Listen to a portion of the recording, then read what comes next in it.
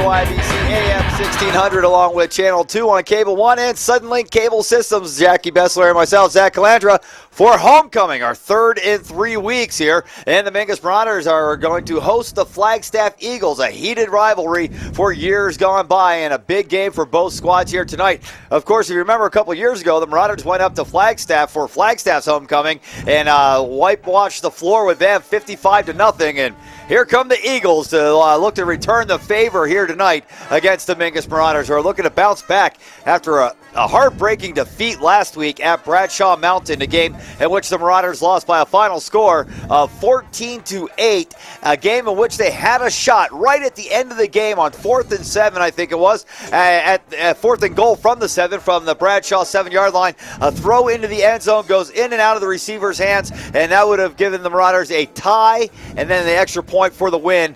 Mingus scored on their first possession of the game. JB didn't see the end zone again ever since. Well, I saw the end zone just from a distance, on the horizon kind of a thing. 5.1 seconds left in last week at Bradshaw for their homecoming. And Zach, like you said, it came down to the final play, so it was a nail-biter all the way through. Mingus played Bradshaw extremely tough, especially defensively. The defense has been good. The defense has been excellent here today, or pretty much during the course of the season. Now, this Flagstaff squad isn't your typical Flagstaff squad. They're going to be looking to throw the ball and get the ball up in the air. This Eagles squad, who is 3-2 on the year, comes in with over 1,000 yards throwing the ball in this season. 1,055 from Kyle Watson, their quarterback.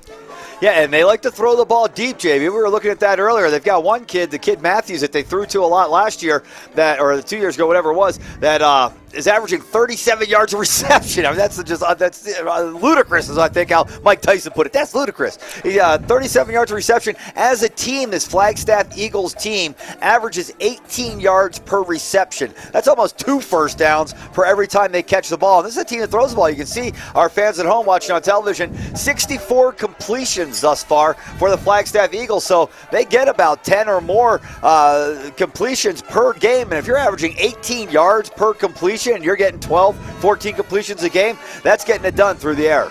Without a doubt, and go to 6 different receivers. In fact, Gifford is their primary target with 291 yards on the season, but they've got several receivers over 200 yards in the season so far, and we're only halfway through. So they're on pace to 2,000 passing yards in the season. Now, on the opposite side, Mingus is going to switch out quarterbacks here today. Navarez, apparently in the first half of last game, somewhere in last game, did come down and got hit with a concussion. Hasn't finished all of the tests, and so he's unfortunately going to be in our Northern Arizona Rehabilitation and Fitness Injury Report in the pregame here today. Which means that Tanner Karen will be taking over at the quarterback today, and I think it'll be interesting to see how he develops. We got last year's quarterback, Luke Simmons, here handing us some stuff, along with Mrs. Gilboy, one of the great people here in the Cottonwood area, JB. And look, hey, they brought us some more Marauder burgers. You got to enjoy that. Brought right to the booth. But talking about Tanner Karen, it'll be interesting to see how he develops here tonight with knowing that he doesn't have Navarez on the bench. That, maybe if he does make a bad pass, he's still going to be the quarterback. See if he can come out and play a little calmer tonight and throw the ball. I think Tanner Karen's a good quarterback. I think he can throw the ball. I think he's the best throwing quarterback the Marauders have. Unfortunately, I don't think he's completed a pass this year. He hasn't had many attempts, but he hasn't completed one. I think maybe if he can get into a groove, throwing the ball a little bit here tonight, with knowing that Navarez isn't lurking over his shoulder, let's see if Karen can come out and have a good game here for Mingus. Unfortunately, the Northern Arizona Rehabilitation and Fitness Injury Report isn't just Navarez. No. It affects it affects pretty much the offense and defense. Probably the most crucial our is going to be officials coming through here, JB. There's a great interview we got walking out the door. Right. Close, please. Close, please. Is Brennan Kitchen. Brennan Kitchen is out for the season. Apparently tore his ACL. Right. And will not be part of the Mingus squad for the rest of the season. Arguably the best player on the team. Oh, my goodness, definitely. Lead tackler, had 141 yards rushing on only 27 carries during the course. Kickoff returns. That is where he was most crucial. Division III, he was like top 3 in kickoff returns and yardage. It's a shame. It is definitely. What a great kid. Kid. He's a brilliant kid. He's very smart, and he's just a very personable young man. It's a shame. His senior year. And, yeah, it's going to be really it's unfortunate for him, but, he's got a great attitude. He says he's looking forward to his mission. Yep. He's got plans for after school, so, he's going to take this in stride and move on. The line is going to be without McKeever, hurt himself in practice. Yeah, now they're checking him out tonight, I heard. Correct, yes. They'll check him out tonight to see what kind of damage is to the left knee. Apparently, this is an old injury, an old war wound that has come back to bother him a little bit. Man, you hate having old war wounds when you're like 16. I know. Mighty might war wound, those things happen. And then Hernandez, Ulysses, one of the fine linebackers for the Mingus Marauders, talked to him last week before the game. He said, "Yeah, I'll be back for homecoming." He didn't make it. The ankle didn't cooperate. He will be out here tonight as well.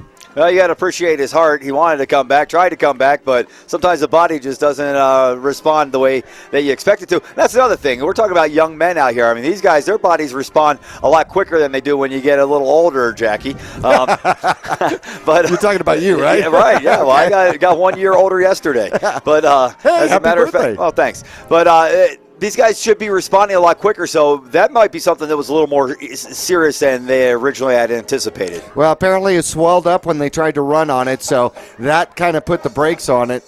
So Hernandez will not be out there. Mingus will be moving, as I understand, Herb Tiffany over to the strong linebacker position. Got some playing time this year. It's not just a fresh face out there. Absolutely not, but he's going to pick on a little bit more responsibilities as he'll take Kitchen's duties defensively. And then, as I understand it, Upham is big shoes to fill. Indeed, as I understand, Upham it will come up from the JV squad and play some free safety for the Marauders tonight. That's a good-looking player there as well. Jackie, I came out the other night. They had the Powder Puff game the other night. We got to watch the girls play football. That was after the freshman game. Holy smokes, does our freshman team look pretty good. I'll tell you what, Trey Myers, unbelievable. I saw him on 2 touchdown runs where he ran 80 yards down the field and on about 180 yards running back and forth and zigzagging in and out of everybody. I'll tell you what, that freshman team was fun to watch. They got some good-looking players coming up, and you're talking about Upham. He's one of those young guys that Mingus has coming up. I can't wait to see some of these kids play here, and we see one of them with Trevor Galloway on the varsity already this year, and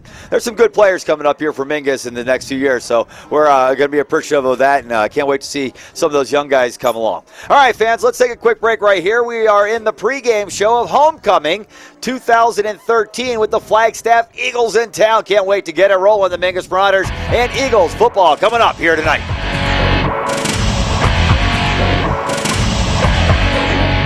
A Verizon Premium Wireless retailer. Come in today for the latest from America's largest and most reliable wireless network, including nationwide unlimited talk from Motorola, LG, Samsung, Apple, and HTC. Find Digitel, your Verizon Premium Wireless retailer, in the Flagstaff Mall, in Cottonwood at 960 South Main Street, in Payson at 401 North Beeline Highway, and in Prescott with locations in the Prescott Gateway Mall, Willow Crossroads, and the shops at Prescott Gateway. Would you rather recycle like this or like this? Clean Recycling processes over 95% of the materials collected as opposed to under 20% with other processes. Just add a recycling container and your recycling materials end up recycled instead of in the landfill. Just one of the many reasons Taylor Waste has been voted #1 for the past 8 years in a row. Hi, I'm Chris Taylor, owner of Taylor Waste. We're proud to serve our friends and neighbors with service tailored to your needs. Hi, I'm John Andretti for Window World, America's largest replacement window company. Made in the USA. That's a powerful statement. It's also our story. Window World was born here, and the products we sell and install are made here. Our stores are locally owned, so your money goes to work here in our community. We think that making American homes more energy efficient goes hand in hand with protecting American jobs. Window World, American made, American owned. Visit the new location at 101 Air Park Road in Cottonwood. Call 649-9111, ROC number 286642.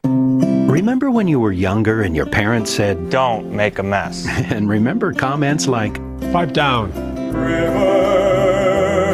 Now it's time to find your own voice. Don't bounce the ball in the house.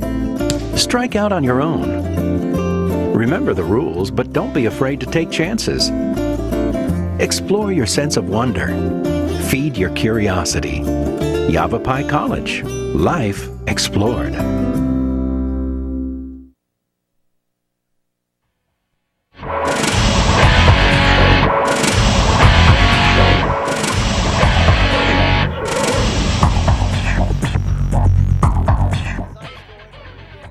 The Mingus Marauders and Flagstaff Eagles getting ready to kick off this big football game here tonight. Jackie, these are teams that know each other very well, having played against each other in the Grand Canyon Conference for years and years. And this is a game that we've said for the last 22 years that these two teams match up, and one could be 9-0 and the other could be 0-9, and it doesn't matter because this is the big grudge match for both of these teams. And we'll see what happens here tonight. The Mingus Marauders looking for a big win here at home tonight against the Flagstaff Eagles. Well, you know, you take a look at some of the matchup in previous years. Mingus has won 9 of the last 11 matchups between these two squads since 2004. And in 2012, it was a 41-13 victory for the Mingus Marauders. Mingus put up almost 400 rushing yards, 129 passing yards on this squad. And returning to the pocket for the Flagstaff Eagles is going to be Kyle Wilson.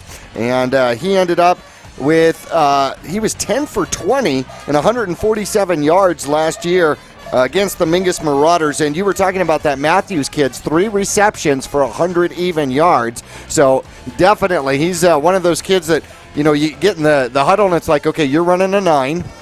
right? Hey, we kept him under his 37-yard average. No, that's true. So, but he was a junior last year. Right, oh yeah. Yeah. The senior adds 4 yards per catch. It doesn't really. Well, it seems like it. We'll have to talk to our seniors about that. Hey, we want to thank Digitel, our primary sponsor of Mingus Marauder football here on Channel 2, as well as KYBC, and of course Digitel. Digitel is your Verizon premium wireless retailer offering home phone service for just $20 per month. And hey, don't forget about the new Motorola Moto X and LG G2 now available in stores. And of course, they are next to Suzy Q here in Cottonwood. That's Digital. A good place to go. Oh, no, the great place to go. Stop in, get all your snacks, run over, and then get your phone. Right. Right? Yeah, and you can even do it through the drive-thru. You can get the phone through the drive-thru? Oh, your snacks. That's right. The Suzy Q drive-thru is open. No doubts about it. Hey, also, since we're talking about sponsors, I want to say a big thank you once again to Reese's Tire. Oh, yeah. Who, talk about service, okay? And we got to talk about this, too. We go down to North, our only victory of the year, and we have to replace our first victory of the year. So, right, our only victory so far. Our first victory, okay, to date. But we had to replace all 6 tires on the box truck. So, if we replace all 6 tires again tonight, what do you think? We get a free tire? No, I'm looking for a win. Oh. 6 tires, 1 win, right? Yeah, okay. Hey, I did my part. I got 2 new ones. Okay. So we only got to get 4 more. So let's see. We only have, 30 tires left to buy? for the rest of the season. Neil would probably agree with that. He's listening and watching, saying, "Yep, that's how it works." There we go. What we won't do for a win. No kidding. Huh? We're going to get one tonight. Flagstaff Eagles, they don't know what they ran into here tonight. I think us Marauders are going to be ready. Amen. Hey, speaking of which, don't forget, you have got the all mail-in ballot coming in for the overrides for both Mingus Union High School and for the Oak Creek School District. And remember, these are not new taxes. Voting yes will just continue funding that is already in place with the property taxes. So vote yes on the override. A message from Mingus Union High School. Hey, it doesn't say anything on there about when you can expect to see those in your mailbox. They should be coming real soon because the override election is November 5th. Yeah. So you should be getting the override ballots in your mailbox, I'd say no later than 3-4 weeks out. And it's all mail in. You don't go down to your voting place to vote. It's you get it and you fill it out and you send it back. And if you don't, you didn't vote. Right. Exactly. And why not do that when all you got to do is check the box? And what's amazing is the overrides, the decisions for the overrides over the last several years in northern Arizona are typically decided by 10% or less of the vote. So right. they are close, and so your vote does count. No doubt about it. This is one where you can really say that because, the lower percentage of people voting, the higher percentage of your vote counts. Amen. No doubts about it. And with the state cutting the budgets for some of these schools, we're talking about over the last several years between Cottonwood Oak Creek School District and Mingus Union High School, like $7 million cut out of their budgets. If we don't repass the override, then that just cuts it even deeper, and we start losing programs. Yeah, well, already have lost programs. So that's really important. Keep your eye out for that in your mailbox. The ballot coming out, the all mail-in ballot for the override on the school district. So keep an eye out for that. And it has to be back, I guess, by the 5th. It does. It's got to be back by November 5th. Yes, mailed in by November 5th. Okay, so then when do they tell us when we win? I don't know. Probably January 1. I guess we'll have to find out from our news staff. There we go. That's a good job for him. All right, fans, let's take a quick break right here as we are getting ready for this game. The teams have left the field. The band is out on the field. They're getting ready to get things going here. And we should have a great night of football here at Mingus High School. It's starting to feel like football weather. It's getting chilly out there. And the Flagstaff Eagles are in town. Doesn't get any better than that. Stick around. We'll be back after this.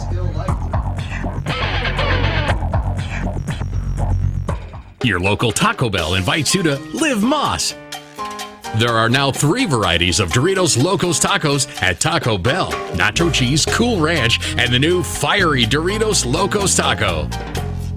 Convenient hours, drive-thru, and open late every night. Visit your local Taco Bell, located on the corner of Highway 89A and Cove Parkway in Cottonwood.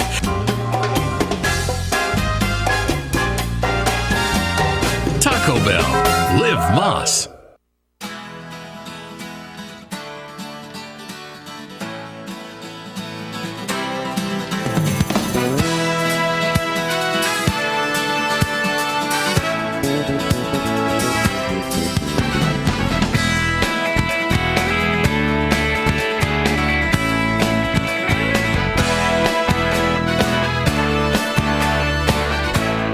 Our whole team is here to help you get the most out of each workout here at the Cottonwood Recreation Center.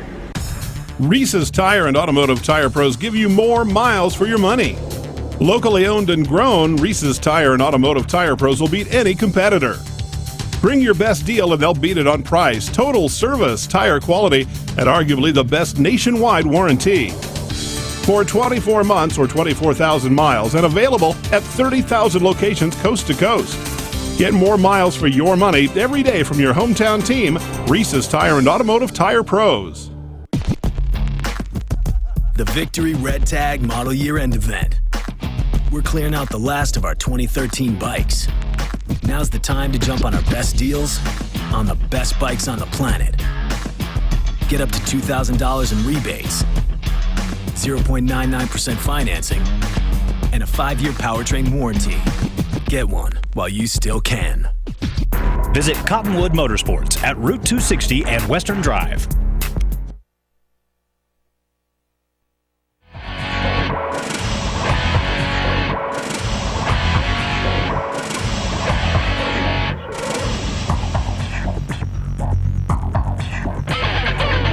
Welcome back, fans, to Mingus High School. We are in the cave where the Marauders will take on the Flagstaff Eagles in what should be a great battle here in Division 3, Section something or another. What are we, about 9 now? Section 4. There we go. It's getting every year something different, JB. It's kind of getting a little bit crazy how things shift around. And this year in a new division and a new section with all old familiar foes that we're playing again. And it's kind of fun to be back in this division again, but I'm not sure this was the year that we were expecting to have in our return to the upper echelon of high school football.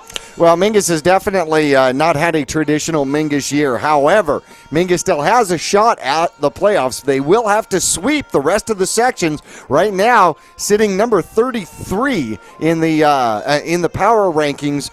Flagstaff coming in actually at 27 or something along those lines. So Flagstaff, even with a 3-2 record, not too far above the Mingus Marauders in the power rankings. Strength of schedule. Yeah, it is strength of schedule. Mingus is 0-4 against teams that are 16-4. Right. And so Mingus definitely is looking forward to playing some teams that are not 4-0 already, and expected to definitely go to playoffs. Snowflake is number 1 in Division 4. Cactus is still in the hunt in Division 3. Paradise Valley is number 13 in Division 2. North is not going anywhere in Division 1, and Bradshaw is, I believe, number 13 in the power rankings for Division 3. So they're in the hunt for playoffs as well. Want to remind everybody, the Marauder Special is available at Vinny's New York Chef Pizza, and just $20 gets you the pizza, a dozen knots, and drinks for $4, enough for the family. So if you're watching Channel 2, it's available all the way until the next game, and then we'll do it again, and then it's available all week until the next week. Doesn't that look good? That looks awesome. So does that building. That's the Clemenceau building, which is now home to Vinny's Pizzeria. You can see them right off of the 89A bypass. See them right there from the light at 6th Street. Yes, you can. And we are on our way to Mojave next week, JB. Oh, my goodness, the long road.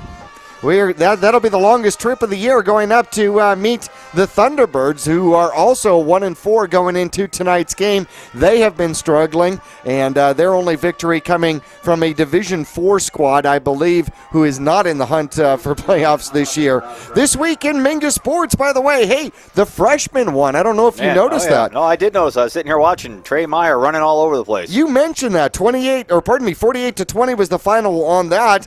I don't know if you realized that the JV squad also beat Flagstaff, a score of 27-6, improving their record. Break out the broom. Yep. Today, cross country is at the Twilight Invitational. Not quite sure where that is. Monday, volleyball at Coconino. And then, of course, youth football is right smack in the middle of the season. 4 games down, 4 to go, with playoffs still around the corner for the little guys and for the Lobos. Lobos now 2-2, losing to Northwest Christian.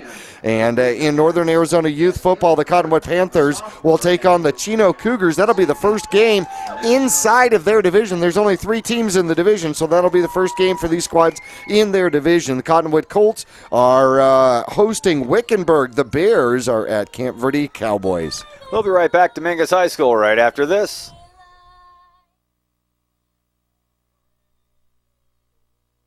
Here in the Verde Valley, it's always a great time to ride. And for all your cycle needs, it's always a great time to visit D&K Service Cycle and ATV. Their certified technicians can keep your street bike or your dirt bike in tip-top shape year-round. Stop in and check out the full inventory of riding gear. At D&K, they can help sell your good used motorcycles too. Go to dkservicecycle.com and find out about the consignment program. D&K Service Cycle and ATV in Cottonwood, a quarter-mile south of Walmart.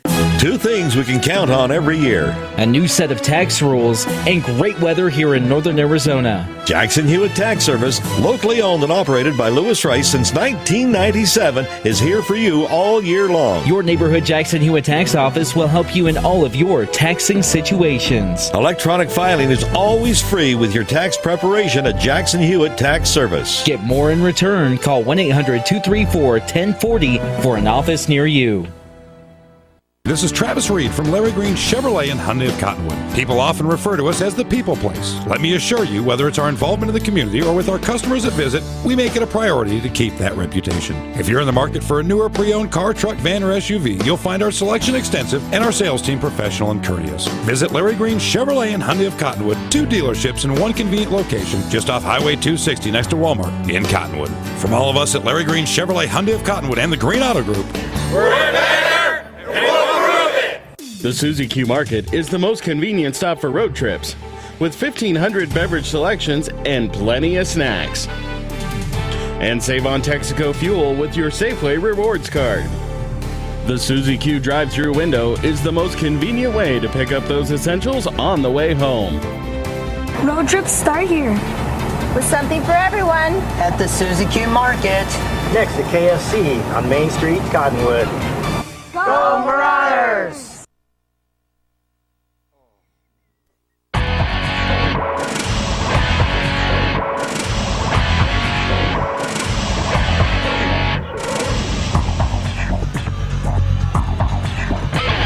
Back at Mingus High School, and the captains are heading out on the field to talk things over here with our officiating crew, a crackpot staff that came all the way from Lake Havasu City to make sure that we had no bias in this big, brutal rivalry game between the Mingus Marauders and the Flagstaff Eagles. Well, JB, we talked about how it's getting to be football weather. There's plenty of football to be played tomorrow. Oh, my goodness, absolutely. In fact, it looks like we've got 2 minor squads of, let's see, the Cottonwood Bears are on the road to face Camp Verde Cowboys, the White. The Bears are 3-1. Camp Verde White looking for their first win.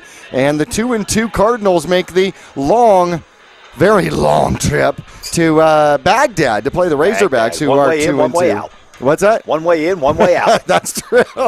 Hope there's not a fire. Cottonwood Marauders in the Mighty Might Division, 3-1 are at Wickenburg, and the Lobos looking for their first win, also at Baghdad. Maybe we should carpool. Huh. That's not. They're there also, huh? Yeah. They've been playing pretty well, those little guys. The Marauders, they lost their first game by like 2 points to Chino, and then ever since then, they've been getting it done. All right, so the Mingus Marauders win the opening coin toss, and they defer to the second half. Flagstaff decides that they'll take the ball. Then the Marauders will kick off with the wind to their back, going away from the scoreboard here at Mingus High School, and we're going to have a big rivalry game underway here tonight, JB.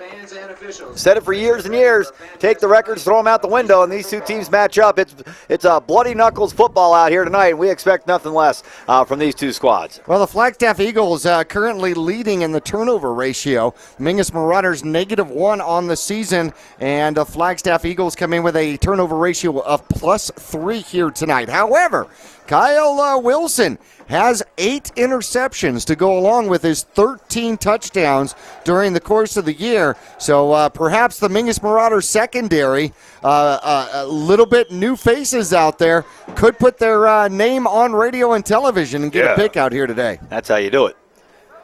A lot of seniors on this Flagstaff team, JB. This is an experienced squad they've got coming out this season. Led by their quarterback, as you said, Kyle Wilson, who is a senior, 6'3", 210 pounds. Good-looking kid. Good-sized quarterback, and you'll notice more and more of the squads are going to that more traditional collegiate size type quarterback. Yeah, well, that's the thing with the collegiate size is they keep changing. You know, I mean, you look at the way the collegiate football is going, and I mean, that's where the read option developed, you know, and then now that next thing you know, everybody in the NFL is using it.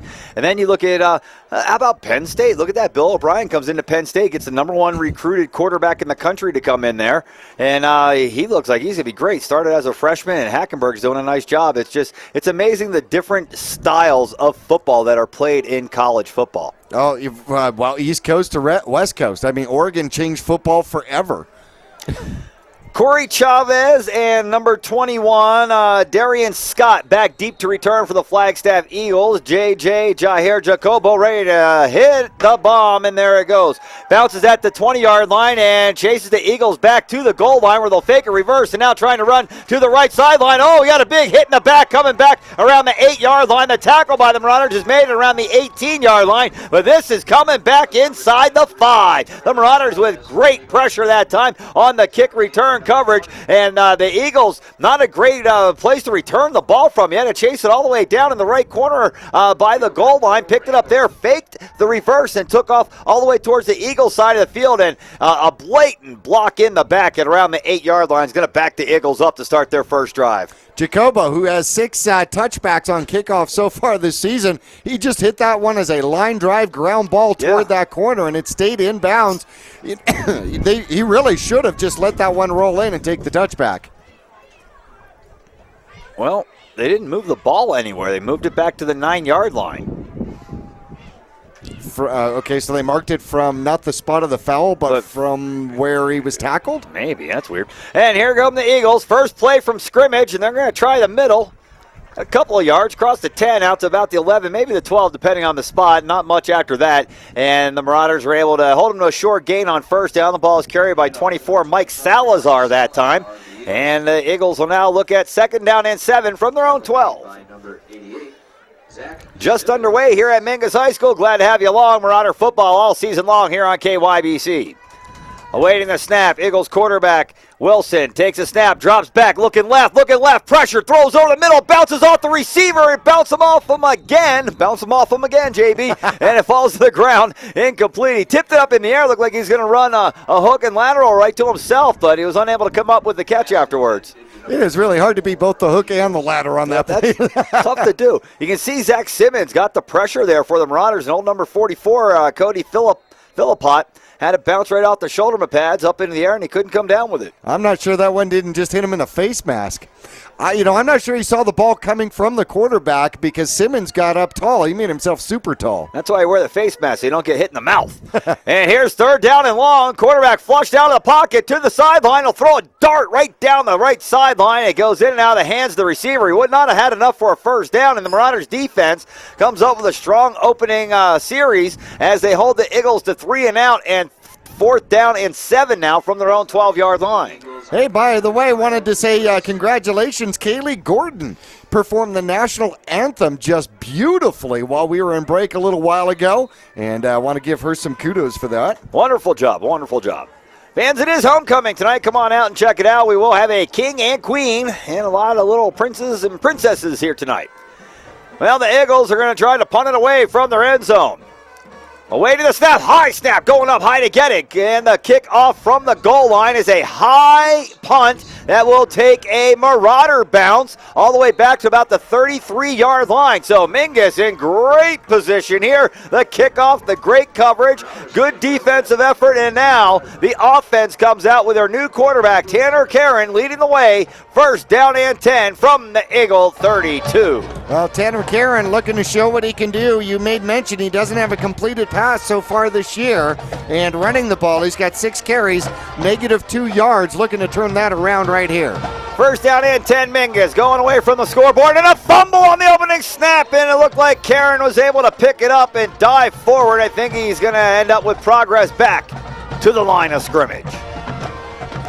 That one wasn't in the playbook. No, that's not the way you designed that one. I think that's the one. Let's fumble on the first snap to get the jitters out of the way. Right. And then we'll be ready to roll after that. Okay, as long as we know what we're doing. Yeah, that or is a botched fumble-rooski. 2nd down and 10. Karen set under center. 2 backs in the backfield, a wing on the right. Here's a snap. Handoff coming to the right to Helsel. And Helsel is covered up at the 30. A gain of 2 on the play, and now third down and long for the Marauders. 3rd and 8 from the opponent's 30-yard line as they bring Jesse Rios into the ball game. If you're just joining us, we talked about in the Northern Arizona Rehabilitation and Fitness Injury Report, missing McKeever off the line here today. Eppinger is going to be the man that has to go both ways out there on the line. Right tackle. And then Brennan Kitchen out for the rest of the season. The ACL did not participate for the rest of the season. 3rd down and long here, and the officials are talking something over. Whistles blew, and makes me wonder if they're going to say the Marauders had 12 men in the huddle. Because they did. Well, then that would be fair. Yeah, but it looks like they're going to try to reset the clock. Here we go. And the Marauders are going to run the play. 3rd down and 8 from the Eagle 30-yard line on the opening possession of the game for the Marauders. Here's the snap. Karen drops back, looking left, throwing left. He's got a man. Catch is made at the 18, and down the sideline he goes. Breaking tackles to the end zone.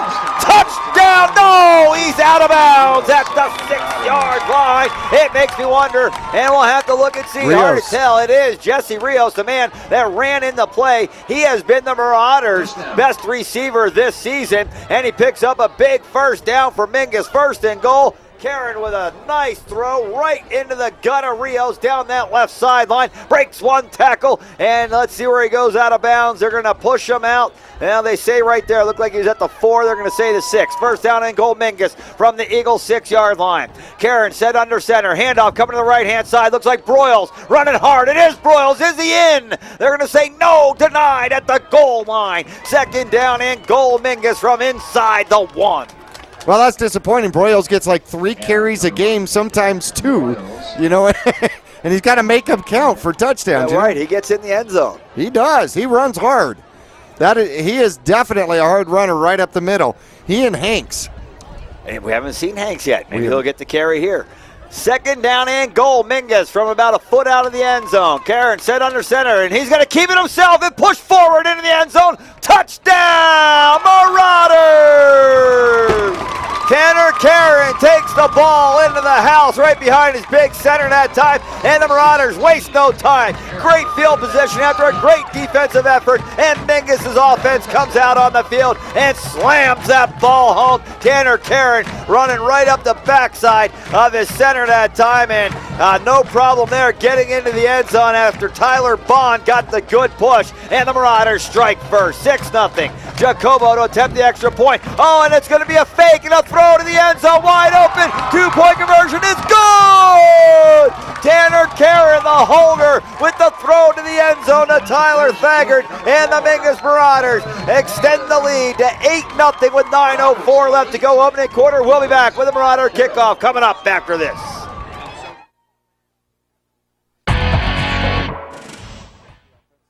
Your local Taco Bell invites you to Live Moss. There are now 3 varieties of Doritos Locos Tacos at Taco Bell. Nacho cheese, Cool Ranch, and the new fiery Doritos Locos Taco. Convenient hours, drive-through, and open late every night. Visit your local Taco Bell, located on the corner of Highway 89A and Cove Parkway in Cottonwood.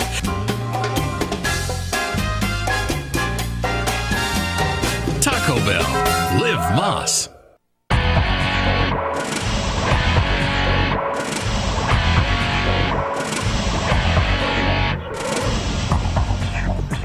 Back at Mingus High School on Homecoming 2013 is off to a great start here for the Marauders as they strike first, leading 8-0 with 9:04 left to go in the opening quarter. Jacobo to kick off again. He hits another bullet that rolls to the 5-yard line. They'll fake the handoff again and now run into the far sideline. It's number 10 on the carry on the return out to about the 35-yard line. And Corey Chavez with a nice return. That time he attempted the fake handoff once again, held on to it again. That time he had a good return where the Eagles will set up shop. 1st and 10 from their own 35.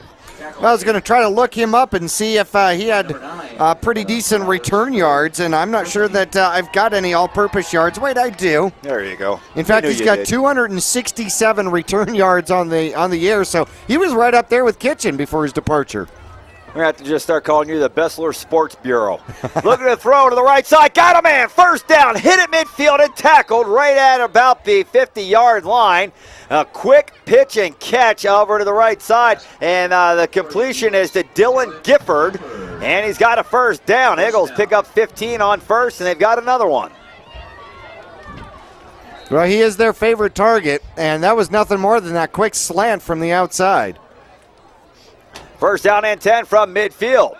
And quarterback Wilson will take the snap and hand off to the right side. And this is the big fullback with the carry this time, Cody Philippot. And Philippot has another good gain of, it looks like they're going to give him about 9 yards. And that will be just shy of a first down.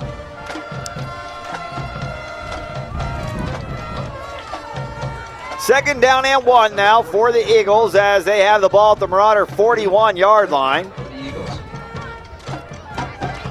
And quarterback Wilson from the shotgun. One back to his left-hand side. Man in motion from right to left. They're going to hand off to the fullback that's standing next to the quarterback. He's going to have a first down just inside the 40-yard line before being shoved backwards. Only needed one. That's all he got. That's all he wanted. First down and 10 now. Eagles with the ball at the Marauder 40. Well, that spot is almost questionable now, whether or not he got it, because the entire ball is not past that 40-yard line. Well, and I think that's what the official's saying, Jackie. I agree with you. I think they got it, but if so, it's not by much. No, they're going to bring out the sticks. Why not? That's fun to do. Bring out the sticks. Take a look. As long as the guy in the middle holds that marker where the chains are, right? Oh! Oh! Man, talk about the nose of a football. He just got it that time. Let's see, here's our replay for our fans watching at home. You can see a man coming right through the middle there, and he hits the pile, and getting pushed backwards are a couple of Marauders, and, well, you can't see where he's at in that pile line more. Number 24, looks like he's well across that 40-yard line, and it is a first down. First and 10, Eagles at the Marauder 40. Man in motion from left to right. Quarterback fakes a handoff, now flushed out of the pocket, rolling to his left. Looking back to the right, flushed out again, and still looking to throw. Jump pass deep down the right sideline, and it's out of bounds. Now that was exciting. 7:49 left to go here in the opening quarter. 8-0, the Marauders with the lead. Second down and 10.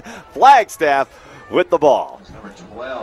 Well, he sure scrambled a lot. Mingus had some pressure, and I was talking to Coach Dixon during the course of the week, and he said that he wanted to get pressure on this Wilson kid and flush him out a little bit, and he wisely just threw that ball downfield and out of bounds. He had it coming from both sides. Second down and 10 now. Set under center. He's out of the gun. The Marauders looking to bring some pressure, it looks like, up on the line. Here they come with a blitz, and the quarterback to throw over the middle behind his receiver, who turns and makes a spectacular grab at the Marauder 27. Wow, what a catch that time. Ball thrown behind number 6, Aiden Cleary, and is good for a first down. He's able to contort his body backwards to make a good catch there in a first down grab. No kidding. That was fantastic the way that he turned around to get that. First down and 10. The Eagles trying to match the Marauders' opening drive. Of course, the Marauders stopped the Eagles 3 and out on their opening drive, and ever since then, Eagles been moving the ball. Here we go, screen pass over to the right side, and breaking tackles, and now off on the loose to the right-hand sideline. It's Dylan Gifford, who is finally caught and run out of bounds around the 10-yard line, and that was that same thing where the quarterback took the snap, kind of turned around again like he was lost, and then just fired it over to the quick screen on the right flat, and Gifford was there to take off with the ball. That is a very quick read. It was a break on that one, and good block on the outside. Excellent block on the outside. Well executed play by the Eagles. Got to give him credit for that. No doubt. Good block on the outside and a good block by 64 downfield. Now they're set up first down and goal from the 9-yard line. Handoff going to the right side, and the Marauders' left side of their defense stacks it up, and a short gain. It looked like the ball carrier was 44, Cody Philpott, and he's going to have a gain. That looks like they might give him about 2. Oh, they're going to say 24, not 44. It's Mike Salazar with the carry, and a gain of about 2, I'll say, down to the 8-yard line. Well, we're at the 7-yard line. We're at second down and goal. Well, good job by Mingus, as trying to defense that run after it's been pass is sometimes hard. from the shotgun. Here's a snap and a handoff going on a sweep to the left-hand side. Cutting back into the middle. Marauders converge on him. He continues to rack up yards after contact. And down near the goal line is Nick Ondrich. And Ondrich has his team now third down and goal from the 1-yard line. 6:15 left opening quarter. 8-0 Marauders. Just a little jet move there as he's coming across right behind. Quick snap to him. And I thought they were going to get him in the backfield. Mingus had good penetration, just missed him. How much you think the Marauders appreciate some of these teams that aren't running no huddle? I mean, Eagles taking their time. They're not in any hurry. They run the play in from the sideline. They huddle up. Here it is, third down and goal. I formation, power I. Here comes the handoff going right. Big hole into the end. Ooh, got belted after he got in the end zone. Corey Chavez scores a touchdown for the Flagstaff Eagles. And it looked like the Marauders had good penetration initially from the left side of their defense. Who's that? Flies through there. Got some penetration into the backfield. Couldn't come up with a play. No, it's Collins. It's Levi Collins came flying through there, but couldn't come up with a play. Marauders' 2-point conversion may be the difference in this one, as it looks like the Eagles are going to go for the traditional point after touchdown. Well, that's what it looked like Mingus was doing too, right? Yes, indeed. And awaiting the snap is the holder, number 4, Gifford. The kicker is Trace Anderson. Here's a snap, hold good, kick up, and the kick is good. And the Marauders' lead is shaved to 1. 5:43 left to go, opening quarter of play. The Marauders 8, the Flagstaff Eagles 7. We'll be back after this.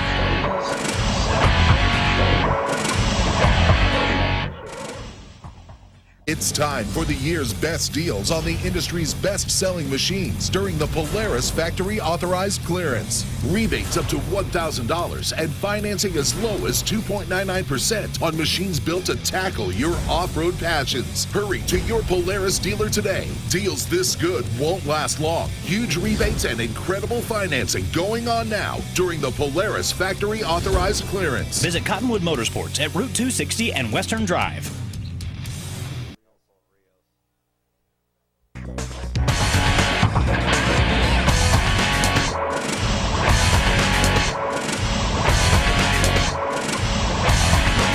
Back at Mingus High School, 8-7, the Marauders with the lead, and they'll get a chance to have a kick return. And this is where you may miss Brennan Kitchen the most, although he leads the team in tackles. But Jevin Helsel will be back to return for the Marauders, along with Jesse Rios. Helsel, kind of player, Jackie, that when he gets the ball in his hands, he can make you not miss Kitchen too much. Rios with the ball, he's trying to follow a wall out in front of him, and now he's going to be hit just after he crosses the 20-yard line. That wall disappeared, and it's, which way do I go? And he gets hit and brought down after a gain out to, looks like they're going to mark him at about the 23-yard line, where it will be first down and 10 Mingus. Well, I like the way he was trying to hide behind the wall and then, just look for that real quick little hole and just dash through.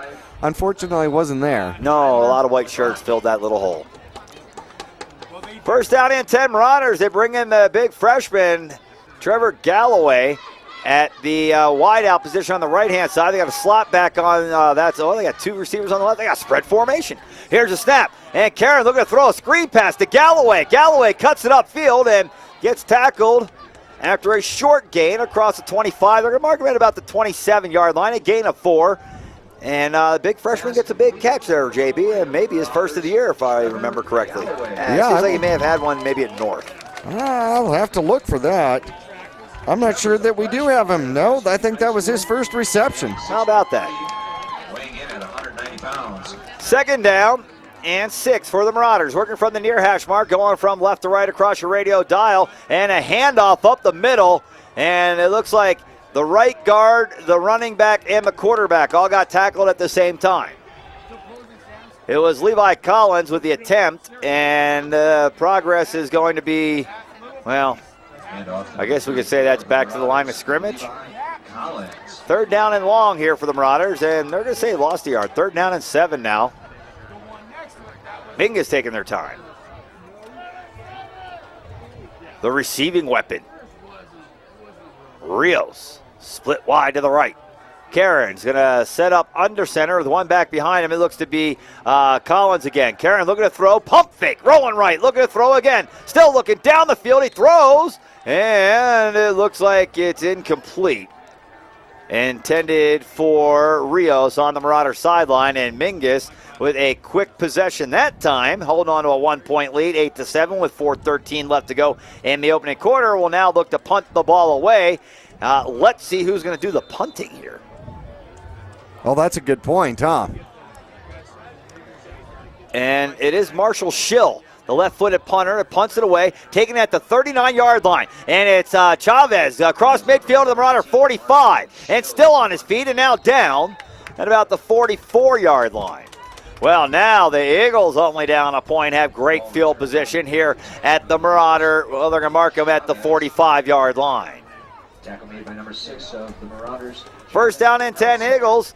First time they had the ball, the Marauders stopped them 3 and out. The second time they had it, they marched right down the field, picking up first down after first down, through the air, on the ground, just a little bit of everything. And they got the touchdown, but the 1-point conversion leaves them down a point. Well, field position was huge in their first drive. They were backed up within their own 10. First down and 10 here. Man in motion from right to left. Fake the handoff. Quarterback drops back. Looking to throw over the top down the right side, and it is caught. How? Wow. Holy what cow. a grab by Dylan Gifford deep down the right sideline, and the catch is all the way down to the 12-yard line where it'll be first down and 10. Gifford streaking out of that right wide receiver position, and you can see the Marauder defender there, and it looks like he swung and missed the ball, and Gifford was able to come up with a great catch at the 13. Well, that is definitely keeping your eye on it, because there was a lot of distractions there. This Eagle team's a go-deep team. Here they go, handing off to the right side to Philpott. Philpott lowers his head and bangs down to the 10-yard line, where he'll be stopped there, bringing up second down and 7. Well, one major difference between the Eagles of this year and last year, so far the Eagles don't have a negative play, a play for a loss. And Mingus was causing lots of plays for losses last year against this squad. You mean they don't have a sack? No, I mean in the game. Oh, this game. in this right. game. Second down and 7. Here's a snap and a pass to the left-hand side and a catch. And it looked like it was going to be a short game, but able to drag a defender with him for a little bit that time was the receiver. It looks like it's 23 Ty Manning that came up with the reception. Picked up a little extra yardage after the reception there too, JB. Manning's came into tonight's game with 8 receptions, 103 yards. And now it's third down and 4 from the Marauder 7. Let's see what we got here. 2 receivers left, 2 right, 1 running back next to the shotgun quarterback on the right, and it looks like the Marauders jumped across the line of scrimmage. Alex Eppinger that time jumped across the line, and 5 yards here. Well, let's see. Wait a second. They haven't decided which way this is going yet. October 31st at the Civic Center in Old Town. Yeah. Offsides defense. They'll move the ball 5 yards, and that'll be enough for a first down. Make it first down and goal now for the Eagles at the Marauder 2. Well, they don't need any help. No. $5. Second place. And now we've got another whistle. And for third place. And the official standing out over the ball, talking things over. They're wondering if Vinny's will be open after the game so they can stop there and get a pie on their way back to Havasu. Was it half the distance? As the penalty. They're talking about it again. It was from the 7-yard line, so realistically, it should only be half the distance. That's what because I was kind of surprised that they gave the full 5 yards, and now did they move it back, Zach? Because now they're going to measure. They didn't move it back, but they may just be saying that it wasn't enough for a first down. I don't know how. It was third down and 4. Maybe they only moved it 4 yards. Yeah, they got a first down by a yard. Yep. That wasn't even close. Well, you know what? Got to do it right? 2:30 left, opening quarter of play, 8-7. The Marauders with the lead. And the Eagles first down. Oh, now they got fourth down on the yard marker. It's first down and goal. And running right, Chavez easily into the end zone again, gets pummeled once he crosses the goal line. They're saying touchdown, but there's a flag on the field from the far sideline. And he threw the flag, and he didn't say touchdown. holding offense. Hey, moving back off that goal line a little bit. Make it first down and goal from the 12. Well, that'll be our first penalty of the game. That's a big one. Oh, that's huge. That takes points off the board, doesn't it? Yes, sir. That'll move the Eagles back to the 12-yard line, where it will remain first down. At first, I was wondering whether or not the flag was for the big hit after the touchdown was scored. That's twice that Chavez has gotten in the end zone and gotten pummeled after he gets there. All right, well, Eagles got a little more work to do. Marauders defense has a little real estate behind them. See if they can make it work for them. From the shotgun, Wilson awaiting the snap. There it is, fakes the handoff. Now he's going to roll left, pull back up and throw over the middle. It's tipped by the Marauders, and a diving effort for an interception at the 5 will come up just a hair short. As it looks like that might have been the youngster, JB, Justin Upham there that time that had a chance at it. Jordan Upham. Well, looks like Mingus got in there, and looks like number 55 gets his paws on it. Yep. And that's unfortunately one of those times where he got too much paw on it. Isaiah Baker from that nose guard position got a little penetration, was able to get his big body up in the air and swat that one away. But from now on, when you block it, you have to block it more gentle so we can tip it straight up. Right, there you go. Second and goal from the 12. Wilson and the gun. Fakes a handoff. Rolls to the right now. Throwing to the right. He's got a man in the end zone. And it goes through his arms and out of bounds. Incomplete on the throw. 1:56 left to go, opening quarter. 8-7 Marauders. Eagles third down and goal from the Marauder 12. Well, this would be huge if Mingus could make a stand right here. Oh, man, it would be way huge. They do not have a field goal attempted this year. So the Eagles may definitely, well. From here, you're looking at a 29-yarder.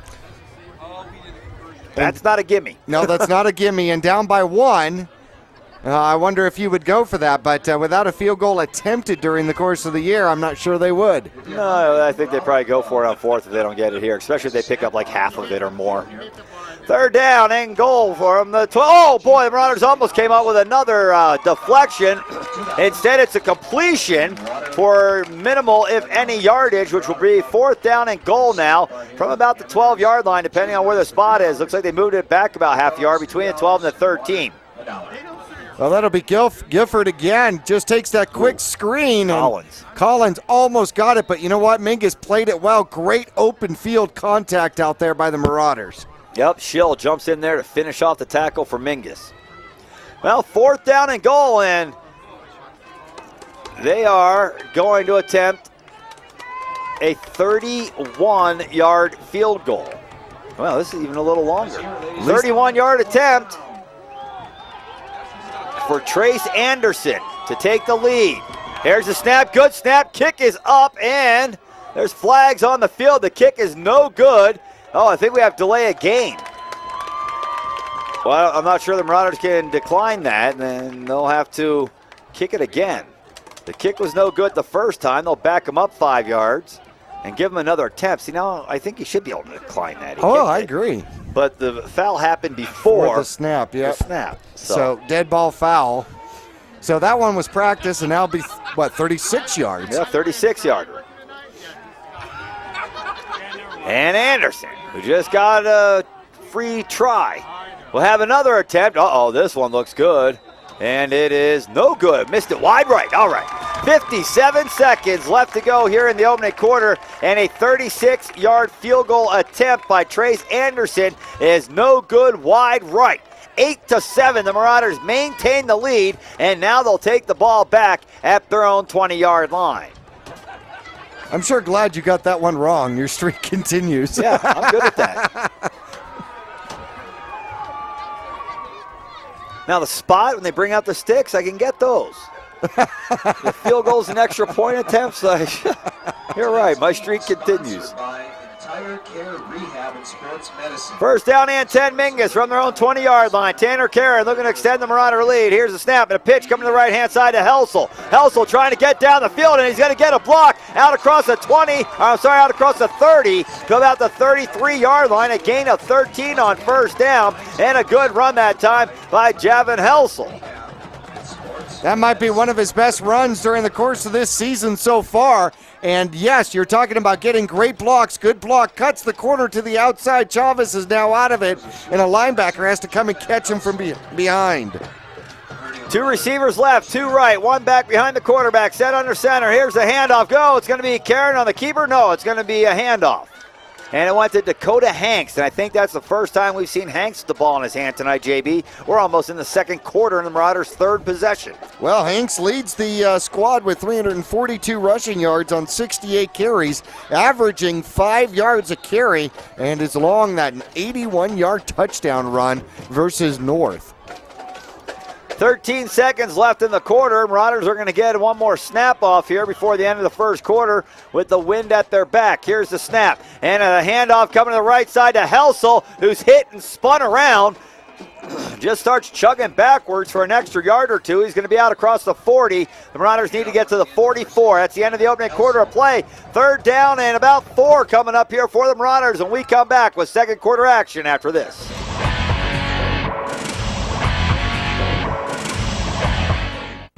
For almost half a century, Verde Valley Guidance Clinic has helped people seeking recovery from mental illness and substance use disorders. Now is the dawn of a new day in healthcare. With the addition of Valley Medical Center and Verde Valley Connections Primary Care, we now offer a balanced approach to healthcare. Our pediatricians, physicians, and nurse practitioners are available to assist children and adults of all ages to get well and stay healthy. New patients are welcome. As the oldest community behavioral health clinic in northern Arizona, the professionals at Verde Valley Guidance Clinic have helped thousands of families and individuals reach their recovery goals. Our 2 primary care offices are located in Cottonwood, with behavioral health facilities in Cottonwood, Camp Verde, and Sedona. Our clinics now accept Access, Medicare, and private insurance. Verde Valley Guidance Clinic. We provide quality health care for both your body and your mind.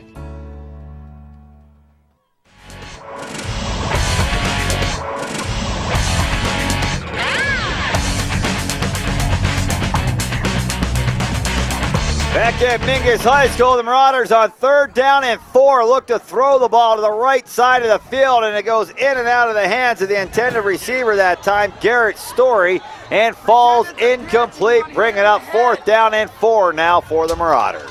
I like that play. It's a quick hitter. In fact, Flagstaff uses that against us. Mingus tried it back, wasn't successful. And the Marauders look to punt it away, and it's going to get blocked. Well, looks like they got a hand on it. And the ball will go out of bounds around the 35-yard line. The Marauder punter that time, looks like it is Marshall Schill, got hammered. And the officials are saying no flag because they got a hand on the ball. And after you touch the ball, you can hit the punter. Well, more than one person hit the punter. It was a jailbreak right up the middle. Almost like Mingus didn't realize what the count was because the offensive line just did not stop anybody through that middle. 3 Flagstaff Eagles came through. Total of 26 yards gained on the punt. Well, first quarter, Mingus had 51 total offensive yards to compare. First down and 10, Eagles. Wilson set under center, takes a snap, fakes a handoff, throws over the middle. He's got a man. First down, out across the 45. It's going to take 3 Marauders to drag him to the ground. Good catch, good run after the catch that time by number 6, Aiden Cleary. 14 yards on the reception there, and so far Kyle Wilson has got 76 yards here in the first half on 5 receptions. First down and 10 now, Eagles as they approach midfield from their own 49-yard line. 1 receiver left, 1 on the right. They got a slot on both sides. 1 running back next to the quarterback on his right. Man in motion from left to right. They're going to hand off to him. Trying to get to the Marauders sideline. It's Philpott. Now Krutz upfield at the 50, continuing to churn the legs, and finally brought down at the Marauder 45. Great cutback. He was cut off to the corner. I thought Mingus had him for a loss there. Cody Philpott, senior running back, defensive back, with a good gain on first down of 6 yards. And the Eagles now on the Marauders side of the field. Second down and 4 from the Mingus 45. Just underway here in the second quarter, 8-7. The Marauders leading the Flagstaff Eagles on homecoming 2013. Quarterback Wilson in the shotgun, standing at midfield when he accepts the snap. Pump fake right, going deep down the left-hand side, man on man, and it's incomplete over the head that time of Adian Cleary. Defensive pressure put on by the Mingus Marauders. Looks like it was Jesse Rios on the defensive end. Well, it looks like Rios will probably grab him for duty as he was going long once again. Rios there almost step for step, but Wilson almost connected with that. 3rd down and 4 as the Eagles break their huddle.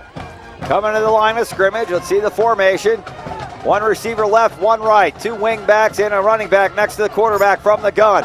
Lifts his leg, sends a man in motion from right to left, and we've got illegal motion. That was a fake snap. Did you see that? No, I didn't see the fake snap. Center moved the ball about 4 inches. You can see it right here on Channel 2, Sudden Link, and Cable 1. Whoa. Oh, yeah, I can't do that. You did say 1, right? I think he realized if he snapped it then, it was going to hit 21. 3rd down and 9 for the Eagles from midfield. Well, we've had 2 penalties on Flagstaff, and they've both been big ones. One brought back a touchdown that ended up being a missed field goal, and then this one made it 3rd and long. Quarterback smashed as he let it go. Oh boy, he is seeing stars now. A couple of Marauders got in there and just slammed Wilson. It was Levi Collins and number 21, Pete Kelly, just came in there and smashed Wilson as he let go of the ball. Kelly smashed him. Collins finished him off. That was a fantastic job. We're talking about getting some pressure on this kid, and he stood in the pocket like a brave quarterback and took that hit. But it definitely changed the trajectory of the ball, and Mingus was able to have that one fall helplessly to the turf. 4th down and 9, and the Eagles will punt it away down a point, 8-7 with 10:27 left to go in the second quarter. Marauders looking for a return here, and the ball's punted away from Rios. It bounces at the 20, bounces again, and is touched dead by the Eagles at about the 8-yard line. And I think that may have been a good play, because if he let that ball bounce again, I'm not sure he would have caught it before it got to the end zone. Probably saved his team about 12 yards that time. Yeah, certainly so, and great coverage downfield with the way that ball was bouncing. That one could have easily bounced into the end zone, but touching it just inside the 9-yard line puts Mingus deep to start. 1st down and 10 Marauders. Like last week, the Marauders scored on their opening drive of the game. Unlike last week, we hope the Marauders score a lot more. Amen. It took the final play of the game for Mingus to get back and close.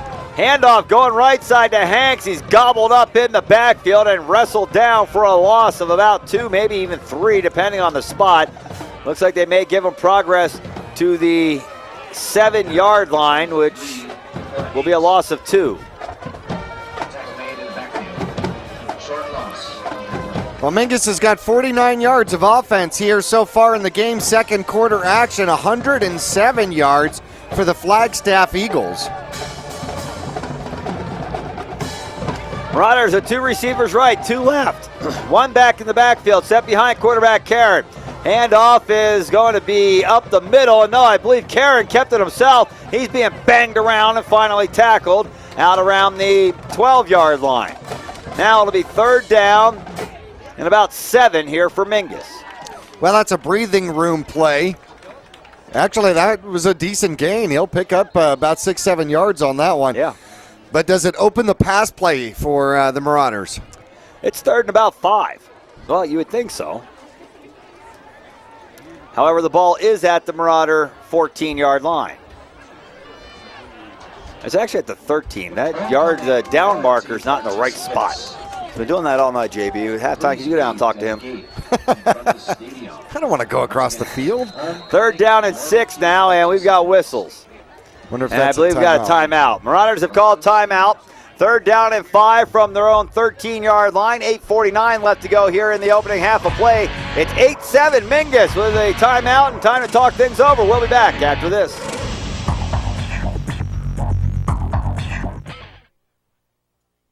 Hi, I'm John Andretti for Window World, America's largest replacement window company. Made in the USA. That's a powerful statement. it's also our story. Window World was born here, and the products we sell and install are made here. Our stores are locally owned, so your money goes to work here in our community. We think that making American homes more energy efficient goes hand in hand with protecting American jobs. Window World, American made, American owned. Visit the new location at 101 Air Park Road in Cottonwood. Call 649-9111, ROC number 286642.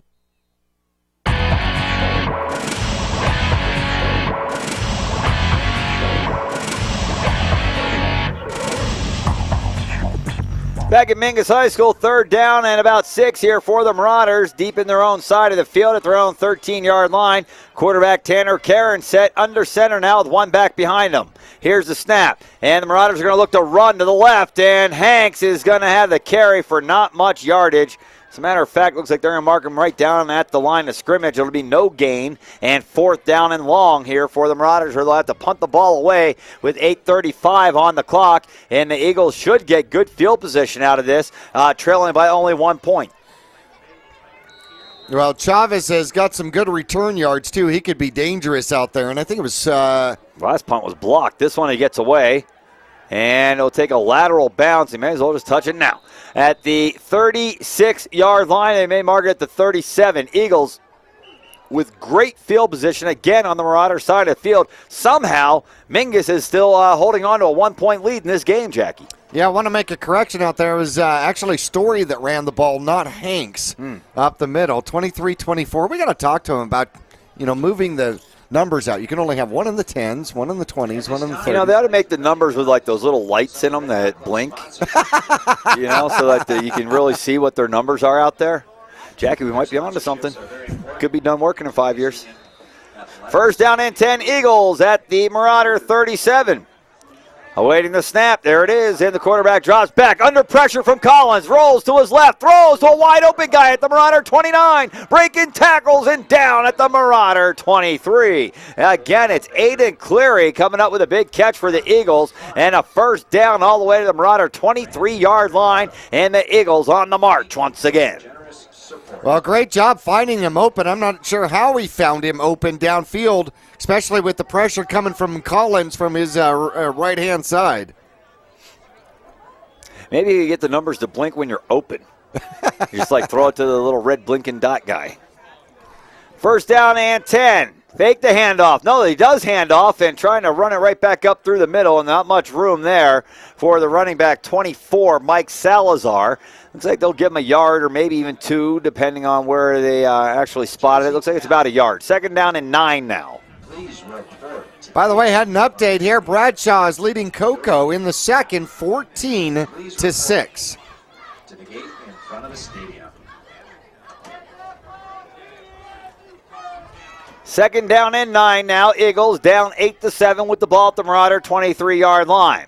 Man in motion from left to right. They're going to hand off to him. Sweeping to the right-hand side. And hit and down. Flags come flying in. Not much room to run for Aiden Cleary. He's been a weapon through the air. That time they just tried to hand him the ball, and he didn't get much yardage. And the flag came flying in. That was number 6. Most likely this is going to back the Eagles up. We've got holding on Flagstaff. The Marauders would be more than happy to let him replay the down, but from 10 yards back. Well, you can see that Mingus read the play well. The defensive line comes out. In fact, Collins broke that one up and sent it back into the backfield and was able to come around and help clean it up. Rios got in on the tackle as well, but not before the penalty. They move the ball all the way back to the 32-yard line. They need to get down to about the 13. So it's 2nd down and 19 now, 18 officially. On the scoreboard here at Mingus Union High School. Works out to be an 11-yard penalty. That scoreboard says the 1997 Arizona State champions. I recall. Recall. All right, timeout on the field. 2nd down and 19 for the Eagles. They want to talk it over. 6:53 left in the opening half. Marauders lead at 8-7. We'll be back to Mingus High School for more football coming up here on Homecoming. We'll be back after this.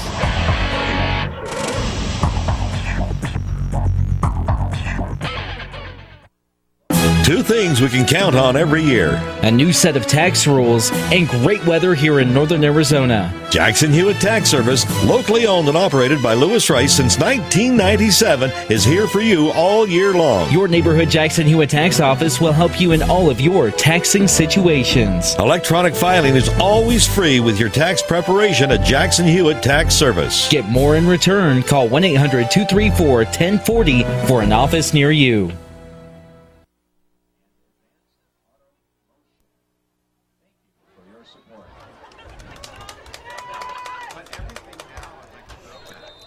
Back at Mingus High School, the Eagles second down and 19 from the Marauder 33-yard line, awaiting the snap from the shotgun as quarterback Wilson. He'll take the snap, drop back 3 steps, looking right side, throws over the middle. Man, he had a guy open again, but unable to come up with a catch that time was Dylan Gifford, right between two Marauders defensively, and now third down and 19, and the Marauders might look to play this one safe and just not give up the first down here, hoping to get the ball back with, 6:48 on the clock right now.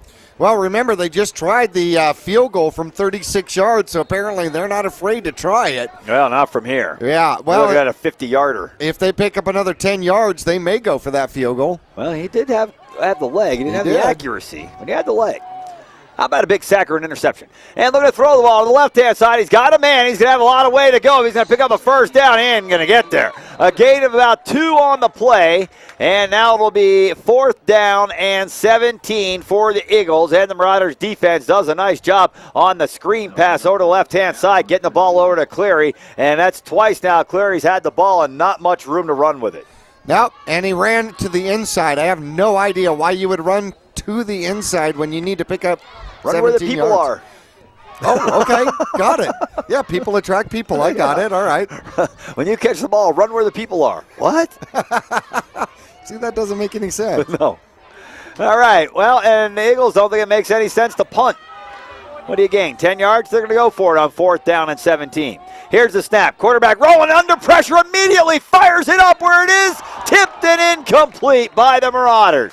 Good pressure. Zach Simmons gets in there along with, looks like Levi Collins, to have forced Wilson into a throw a lot quicker than he meant to throw it. And a jump pass as Simmons is wrapping himself around him. And the Marauders defense holds on 4th down, and Mingus now with good field position at the 30-yard line. Let's see if they can sustain some type of a drive here in the final 5:52 of the opening half of play. And a 1-point lead, that 2-point conversion on their opening drive of the game has given the Marauders an 8-7 lead here with coming into this possession. Well, great job by the Mingus Marauders getting in there. I have no idea why Zach Simmons has been unblocked for a lot of this game. Maybe he's unblockable. Here's a snap for the Marauders. They're going to hand off up the middle and a little bit of room to run, and he's making the most of it. That's Dakota Hanks running up the middle for the Mingus Marauders. A big gain out near midfield all the way to the 48-yard line. And Mingus 18 yards on first. They'll take that every time from the big man Dakota Hanks. Great push by the Mingus Marauder offensive line. One of the better pushes we have seen, and Dakota Hanks doesn't need much room, Zach. No, that push for the touchdown run earlier in the game, and then that one are two that we can think of here tonight that the Marauders offensive line has really gotten the better of the Flag defense. 1st down and 10. Handoff going sweep to the right-hand side to Helsel. Helsel out on the loose. He's going to have about 12 yards to the 40-yard line. And the Marauders running a sweep to the long side of the field, JB, and a big gain of 13 yards. Well, great job as Dakota Hanks comes out, puts a good block, and Helsel is able to cut up underneath it and take on blockers, pick up another 6 yards after contact. And the clock's not running. Well, that's because they had to check and see if it was a first down. Well, it was first down by 2 yards. They got to check. And now the clock's running as the Marauders are ready to snap the play. That works out good. I think Mingus was in that much of a hurry. Here's a snap. Karen looking to throw. Left side. Has a man. Catch is made. Oh, had to shake one tackle, but a good stick-em. That time by 10. Corey Chavez brings down the Marauders tight end, Zach Simmons, after a gain of about 4 yards. That's okay. I'll take that. If he breaks that tackle right there, he's probably got the first down and then out of bounds. Get those long legs going, man. It's not the kind of guy you want to jump into him. Second down and 6 here for the Marauders. Here's a snap and a handoff going up the middle to Hanks again. And a flag comes flying in at the end of the play. And Hanks may have been brought down by the iron on the front of the helmet. Well, he gets up and adjusts it. That's usually a sign that somebody got a hold of it, Yeah, right? Yeah, ordinarily. And it was the linesman that I believe that came in and threw it. And we've got face mask on the D. So that will be added to the end of the run. And will be a first down here for the Marauders. 4:40 on the clock, and Mingus will have the ball inside the 30-yard line, depending on if it was a 5 or 15. Looks like they're saying 5 right now. That's good enough, as it will advance the ball to the 28-yard line, which is enough for a Marauder first down. They'll start running the clock. The Marauders are already done with their huddle. They're heading up to the line. Who knows? Maybe they have the next 2 plays called. Yeah.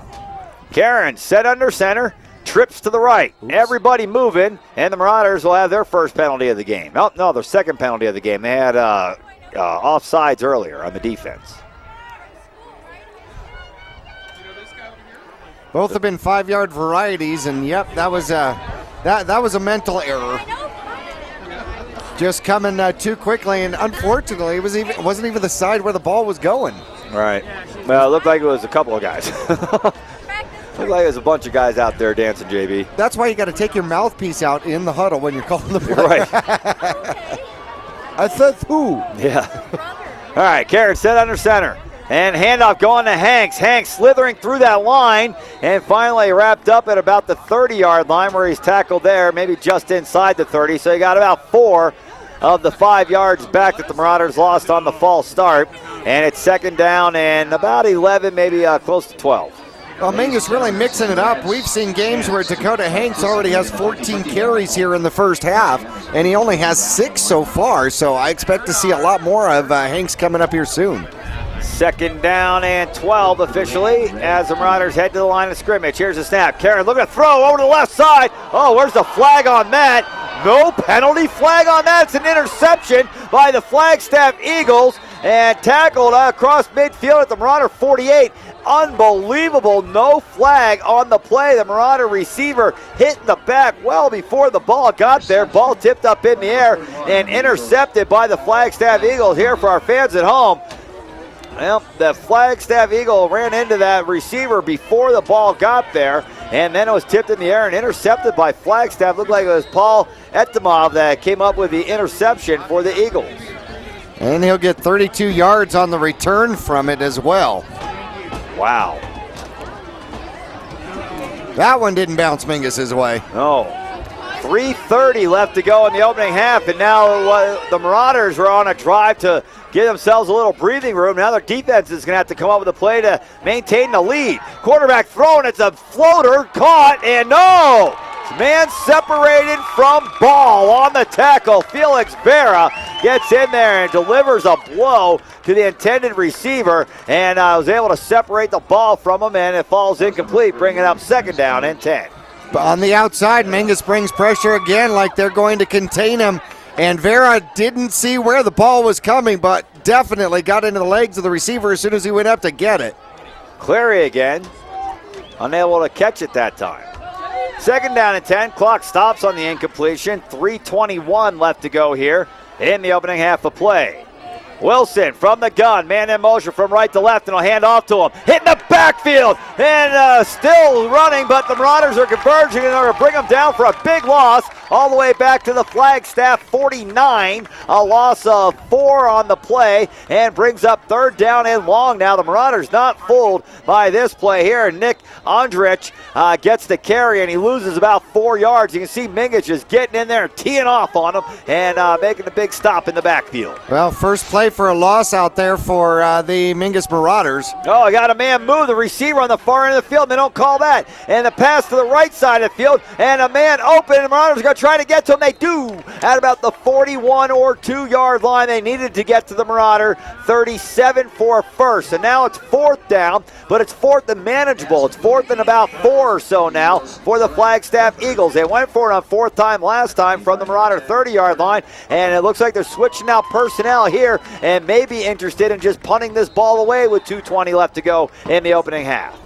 Well, I wouldn't be surprised to see a fake, especially at this side, this position in the field either.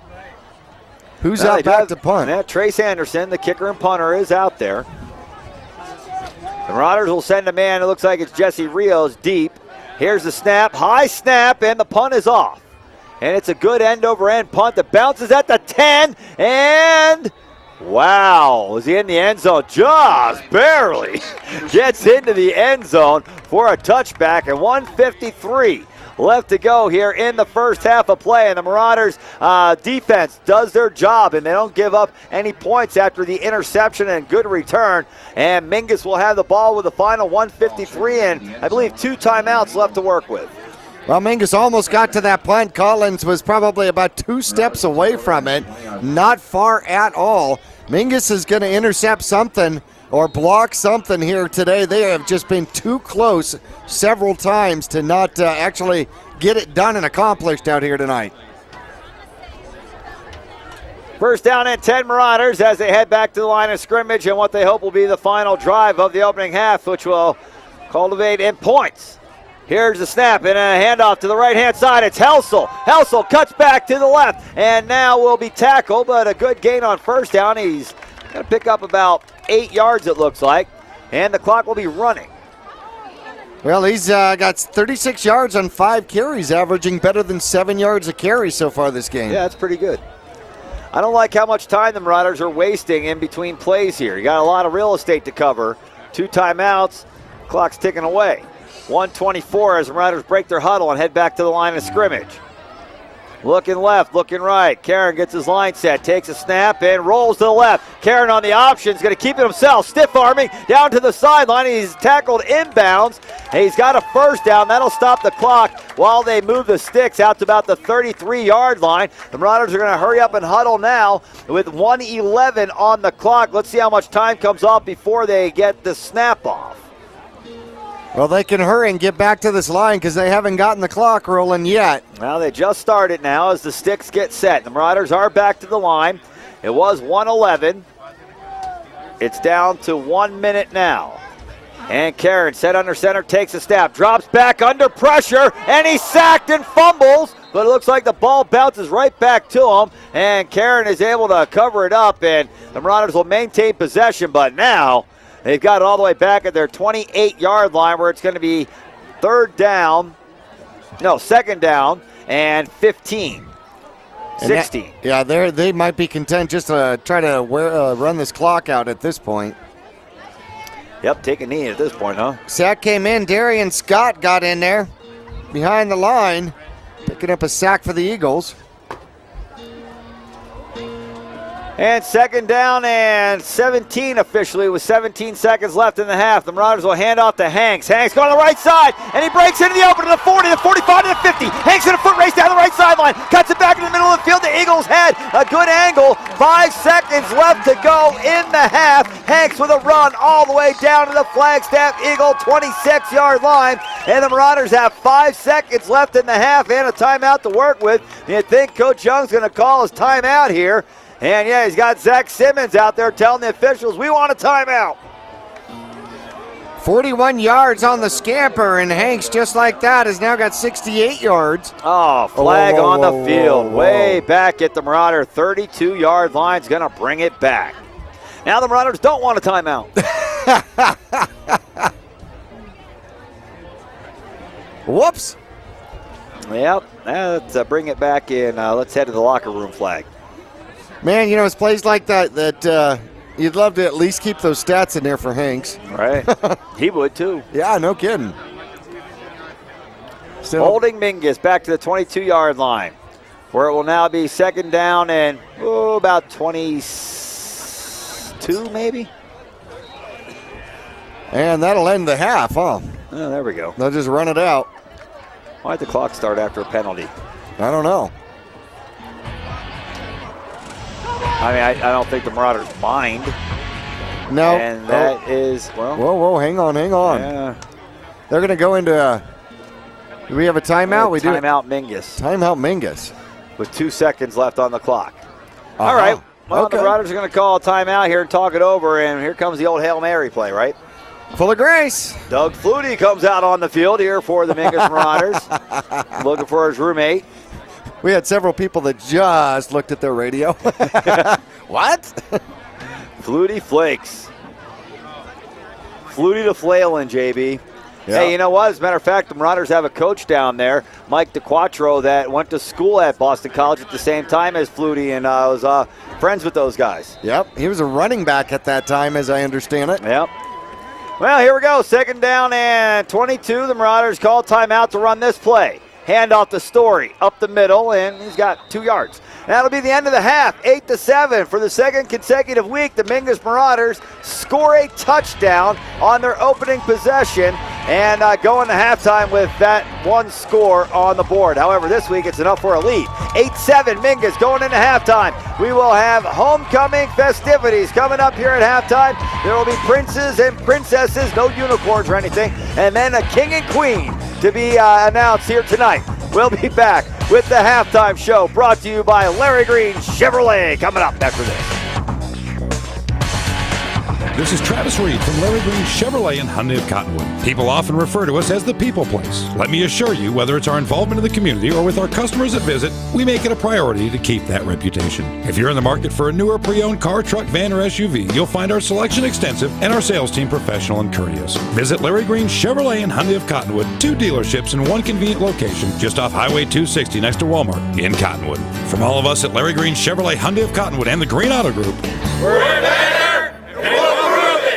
The Suzy Q Market is the most convenient stop for road trips, with 1,500 beverage selections and plenty of snacks. And save on Texaco fuel with your Safeway Rewards card. The Suzy Q drive-thru window is the most convenient way to pick up those essentials on the way home. Road trips start here. With something for everyone. At the Suzy Q Market. Next to KFC on Main Street, Cottonwood. Go Marauders! Think back to all those rules you heard growing up. Don't get dirty. You'll always remember those rules. Don't run with scissors. Now, not only can you bend some of those rules, Don't talk to strangers. you can turn them into a career. Keep your hands to yourself. Imagine your possibilities. So when you want to expand your job skills or explore a new career path, don't be afraid to take some chances. Push your boundaries. Trust in your abilities. Yavapai College. Life explored. Service, convenience, price. Taylor Waste is locally owned and voted #1 in residential garbage collection for the past 8 years in a row. And right now, new customers will enjoy 2 months free service with your switch to Taylor Waste. Add an extra container and take part in Taylor Waste's popular clean recycling program as well. Hi, I'm Chris Taylor, owner of Taylor Waste. We're proud to serve our friends and neighbors with service tailored to your needs. Welcome to the Halftime Report, brought to you by Larry Green Chevrolet. They're better, and they'll prove it. In just a moment, we'll have a recap of the first half, including Marauder highlights, scores, and stats. Now, let's head back live to the press box. Here's Zach Calandra.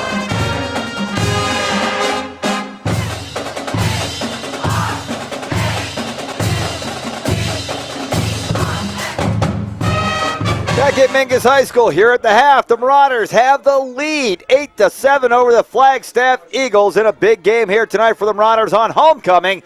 2013, we will announce our royalty here soon. They're getting ready to do some of that here to the crowd, and once everybody finds out what's going on, we'll let you know because we don't want anybody to know before they're supposed to. We don't?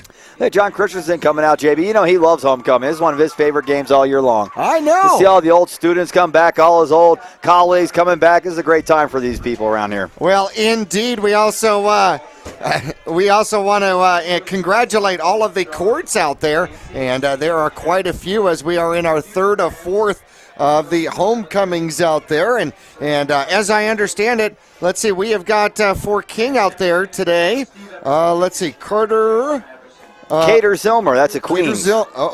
Pardon me, that's the Queens. Yep. Got it, okay. Isaiah Baker, Marshall Schill. Right, along with Haley Carnes. And Haley Carnes also part of the court, or going for King and Queen out there today. Along with Omar Maria and Haley Backus. There we go. Now we've got them all announced. Now I can start to read my writing. That's the problem as I get older. Well, we got our freshmen and sophomores and juniors also, and we already know who won those. I think it's fair time that we can announce those. We will in a moment, but let's watch the scoring in the first half. Oh. It is relatively short and sweet. The Mingus Marauders actually scored first with 9:04 left to go in the first quarter, and Karen follows an offensive line, a great push. You can see the Mingus Marauder offensive line is about 1.5 yards into the end zone, and Karen just follows it in for the touchdown. Mingus was up 6-0, and then the 2-point conversion as Karen finds Thagard in the far side near corner for the 2-point conversion. Mingus was up 8-0, and on the following drive, Flagstaff comes back to find the end zone. 5:43 left to go. A 2-yard sweep by Chavez. He pays for it once he gets into the end zone. Big shot coming up by the Mingus Marauders right there. Boom! As the body goes the other direction. The extra point by Anderson was good. And then also in the first quarter, 57 seconds left to go in the first quarter, a missed 36-yard field goal attempt by Trace Anderson. No good. And here we are at halftime. Drives both ways by both teams. Nobody scores. 8-7, and it's a close one. Yeah, it's been a good game so far. Mingus scored on their opening possession. Flag scored on their second possession. Nobody's been in the end zone since. There's Isaiah Baker on your screen on Channel 2 during the Larry Green halftime show. And puts a smile on for the crowd out there with Haley Backus, and he's thinking to himself, okay, I got to get in the locker room. Coach is going to tell us what to do. We're changing the game, right? Yeah, I think they're bringing Haley Backus out right now with Omar Maria, and they're going to bring them out, and then they're going to announce who our homecoming king and queen are. Of course, we still got one more set of people to come out, and that would be Marshall Schill and Cater Zilmer coming out now. That's true. Well, we can announce our court, the princes and princesses, freshmen Gabe Merced and Casey Gale. For the freshman class, the sophomore class, Brandon Epperson and Josie Cap. The junior court, Dylan Capeo and Taylor McFarlane. So congratulations to them, and we will find our king and queen here during the halftime report from Larry Green Chevrolet coming up pretty soon as they'll announce it. Okay, with that, let's take a quick break. We'll come back with the homecoming king and queen and some statistics from the first half of tonight's ball game here at the half. It's the Mingus Marauders 8, the Flagstaff Eagles 7. We'll be back. Mingus with the ball to start the second half. We'll return after this.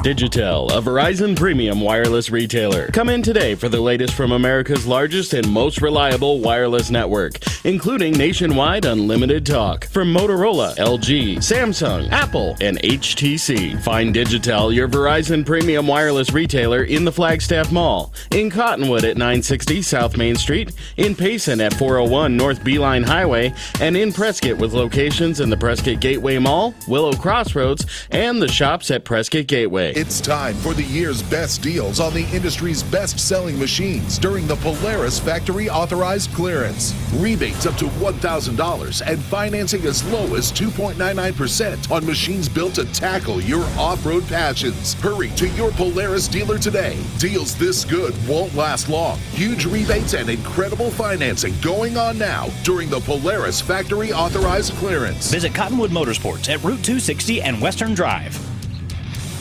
Your local Taco Bell invites you to Live Moss. There are now 3 varieties of Doritos Locos Tacos at Taco Bell: Nacho Cheese, Cool Ranch, and the new Fiery Doritos Locos Taco. Convenient hours, drive-thru, and open late every night. Visit your local Taco Bell, located on the corner of Highway 89A and Cove Parkway in Cottonwood.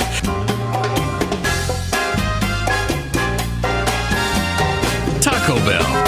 Live Moss. 2 things we can count on every year: a new set of tax rules and great weather here in northern Arizona. Jackson Hewitt Tax Service, locally owned and operated by Lewis Rice since 1997, is here for you all year long. Your neighborhood Jackson Hewitt Tax Office will help you in all of your taxing situations. Electronic filing is always free with your tax preparation at Jackson Hewitt Tax Service. Get more in return. Call 1-800-234-1040 for an office near you. Hi, I'm John Andretti for Window World, America's largest replacement window company. Made in the USA. That's a powerful statement. It's also our story. Window World was born here, and the products we sell and install are made here. Our stores are locally owned, so your money goes to work here in our community. We think that making American homes more energy efficient goes hand in hand with protecting American jobs. Window World, American made, American owned. Visit the new location at 101 Air Park Road in Cottonwood. Call 649-9111, ROC number 286642.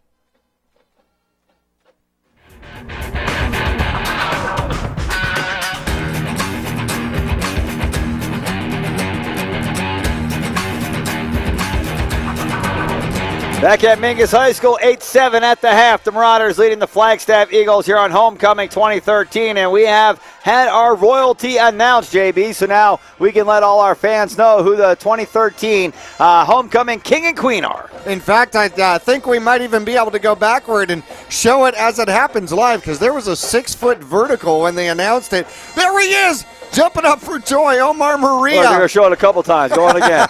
Let Omar.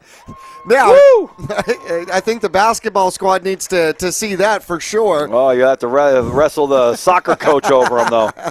Omar Maria is announced as our king, and Haley Backus will be his queen for 2013, your king and queen. And what a performance. That was probably the best reaction we've seen so far this year. True excitement. That may be the best reaction we've ever seen on Homecoming. That was a kid that was happy to win. Look at him smiling from ear to ear. Can't help it. A red bow tie, a little red streak in his hair. Yeah, I love it. Haley Backus, she looks wonderful there. JB getting her little crown there. And congratulations to both Haley Backus and Omar Maria. Well, here we are at the halftime report by Larry Green Chevrolet, and we are looking for the opportunity. And before we are done with this game, I'm going to go out in line and predict that we are going to get a pick, which means that we'll have an opportunity for the Larry Green Chevrolet Pick of the Week, which, if you are wondering, during this game is a 2012 Chevrolet Sonic LT. 13,472, just 38,000 miles on it. Larry Green Chevrolet, they're better. They'll prove it. So we're looking for a pick so that we can announce that officially as the Pick of the Week. We can see their sign from here. Yeah, no kidding. In fact, they've made mention that sometimes they hear the cannon from there. We like them to hear the cannon more often. Right. We've only heard the cannon twice. Kickoff and one score. Yeah, we need to hear it a lot more than that. No doubt. It's Larry Green Chevrolet. We want to thank them for sponsoring our halftime report as we can get into some of the stats here for halftime. The Mingus Marauders coming out leading 8-7 in this game. However, not a lot of yards by either squad in the beginning. In fact, let's go ahead and start off with the visiting Flagstaff Eagles. Boy, they have been throwing the ball all over the place. As Kyle Wilson, he ends up 10 for 19. Well, okay, we'll start with the Mingus stats. How about that? Maybe we'll start with the Mingus stats if they'll bring him back up. Karen, there we go. 3 for 5, 32 yards. One interception, questionable whether or not that was pass interference on that interception. Heisel leading the way for the Mingus Marauders on the ground with 36 yards, 5 carries, averaging 7.2 yards a carry, 74 rushing yards, 32 yards in the air for the Marauders, 106 yards in the first half total. Now the Flagstaff Eagles, well, Kyle Wilson has almost done that by himself. He's got 102 passing yards, 9 for 19, no touchdowns, no interceptions during the course of the season so far, first 5 games, 13 touchdowns, 8 interceptions to go along with it. He's got double zeros in that category so far in the first half of this one. His favorite receiver, Guilford, 6 receptions, 74 yards, under the 18 yards per catch average, so that's a good thing. The only touchdown scored on the ground by Chavez for the visiting Flagstaff Eagles. How about that kid number 6? He's got plenty of catches there also, He's JB. got 3. Yeah, he's got 3 receptions. He's got the long yardage ones. Hey, well, Mingus has actually held him in check pretty well. He's only got 3 receptions so far on the game. You're talking about Aiden Cleary. Cleary, yeah. Yep, 13, 14, and 14. Right. So he's got 41 yards on 3 receptions, averaging a little better than 13 yards per reception. And other than that, Guilford has really been their go-to guy for the Flagstaff Eagles. Yeah, and they've been putting the ball up and putting it up deep like we've seen, like we expected them to. And that's why we believe the Marauders are going to have a chance for the Larry Green Chevrolet Pick of the Week, because Eagles are going to put it up, they're going to put it up deep, and that'll give you a chance to get back and do something. And, Jackie, how often does a team in high school football have 100 yards of offense in the first half and go into the locker room with a lead? Not very often, but that's what the Marauders have here tonight. It's not a very big one, 8-7, but a lead's a lead. At the end of the game, if you're up by 1, you're happy. Yeah, you're a winner if you're up by 1 at the end of the game. That's almost a Yogi Berra-ism, right? Yeah. It's over when it's over, and it's over if you win. No kidding. Well, the Marauders here in the second half have got to figure out how to put a little more pressure on Kyle Wilson. Now, we don't keep the stats, but in my memory, if it serves me correctly, we probably have 3 or 4 hurries on him so far with pressure in the pocket. Yep, a couple of big hits when he's thrown the ball. One of those big hits at some particular point could tail off to be one of those misguided interceptions we're looking for. Yeah, and we are looking for them. The Marauders need to get some turnovers. They've given up the ball, but they haven't taken it away yet. So they want to even that up and see if they can even come up with a positive turnover ratio there. Mingus will have the ball to start the second half, so that's good news. See if they can come out of the locker room like they did to start the game, take their opening drive, and get down the field and get some points on the board, something they were unable to do last week at Bradshaw Mountain, JB. They scored on their opening possession of the game, and then they had a bad snap that was recovered in the end zone for a safety, and that was the end of the scoring for the Mingus Marauders. I mean, 5 minutes into the game, they were done scoring. They got to be able to continue to put points on the board if they're going to be able to win some of these games down the stretch. Well, at the same time, I got to say kudos to the Mingus Marauder defense. Oh, boy, they've been great. They have been absolutely phenomenal over the last several games against North, only allowing 1 score, only allowing 2 scores against Bradshaw, which could have been an awful lot worse. And here in the first half, only allowing a score. And going all the way back down to the Paradise Valley game, a squad that was accustomed to scoring, 48 points a game and holding them to 28 points, and really almost all of that, only 7 points at halftime. They were leading 7-6. The defense has been solid, and even with the losses that we've had in injuries here, Mingus has stepped up defensively and has been just fantastic. All right, fans, let's take a break here. This is halftime, brought to you by Larry Green Chevrolet, and the Marauders lead the Flagstaff Eagles 8-7 here during halftime of 2013's homecoming game. We'll be back to Mingus High School for more of the halftime report, brought to you by Larry Green Chevrolet. Coming up after this.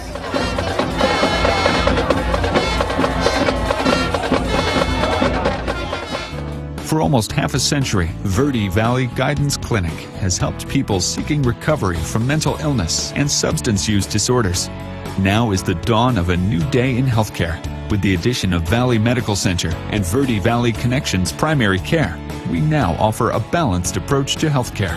Our pediatricians, physicians, and nurse practitioners are available to assist children and adults of all ages to get well and stay healthy. New patients are welcome. As the oldest community behavioral health clinic in northern Arizona, the professionals at Verde Valley Guidance Clinic have helped thousands of families and individuals reach their recovery goals. Our 2 primary care offices are located in Cottonwood, with behavioral health facilities in Cottonwood, Camp Verde, and Sedona. Our clinics now accept Access, Medicare, and private insurance. Verde Valley Guidance Clinic. We provide quality health care for both your body and your mind. Reese's Tire and Automotive Tire Pros give you more miles for your money. Locally owned and grown, Reese's Tire and Automotive Tire Pros will beat any competitor.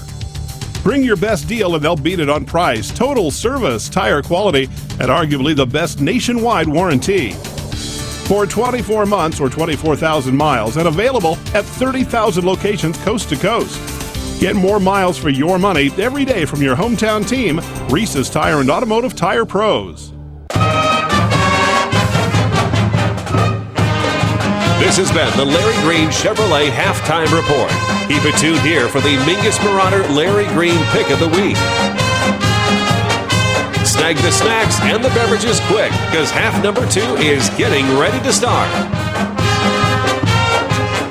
We'll meet you back on the air. Exciting Mingus Marauder football on Verde Valley TV will return right after this.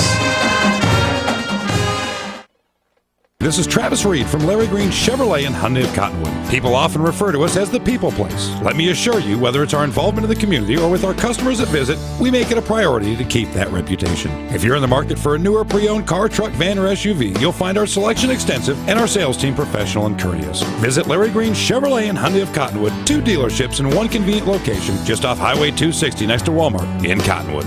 From all of us at Larry Green Chevrolet Hyundai of Cottonwood and the Green Auto Group, we're better, and we'll prove it.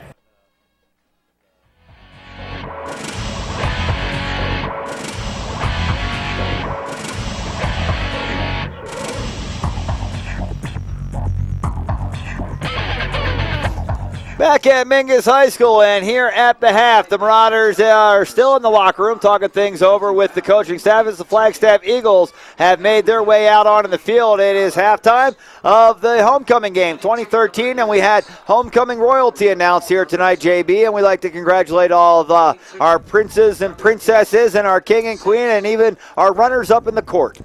Indeed. In fact, congratulations once again, Omar Maria and Haley Backus, your king and queen for 2013 out here. And we also want to thank one of our sponsors, Digitel, who reminds you the Samsung S4, the Samsung S4, $199.99 after $50 mail-in rebate.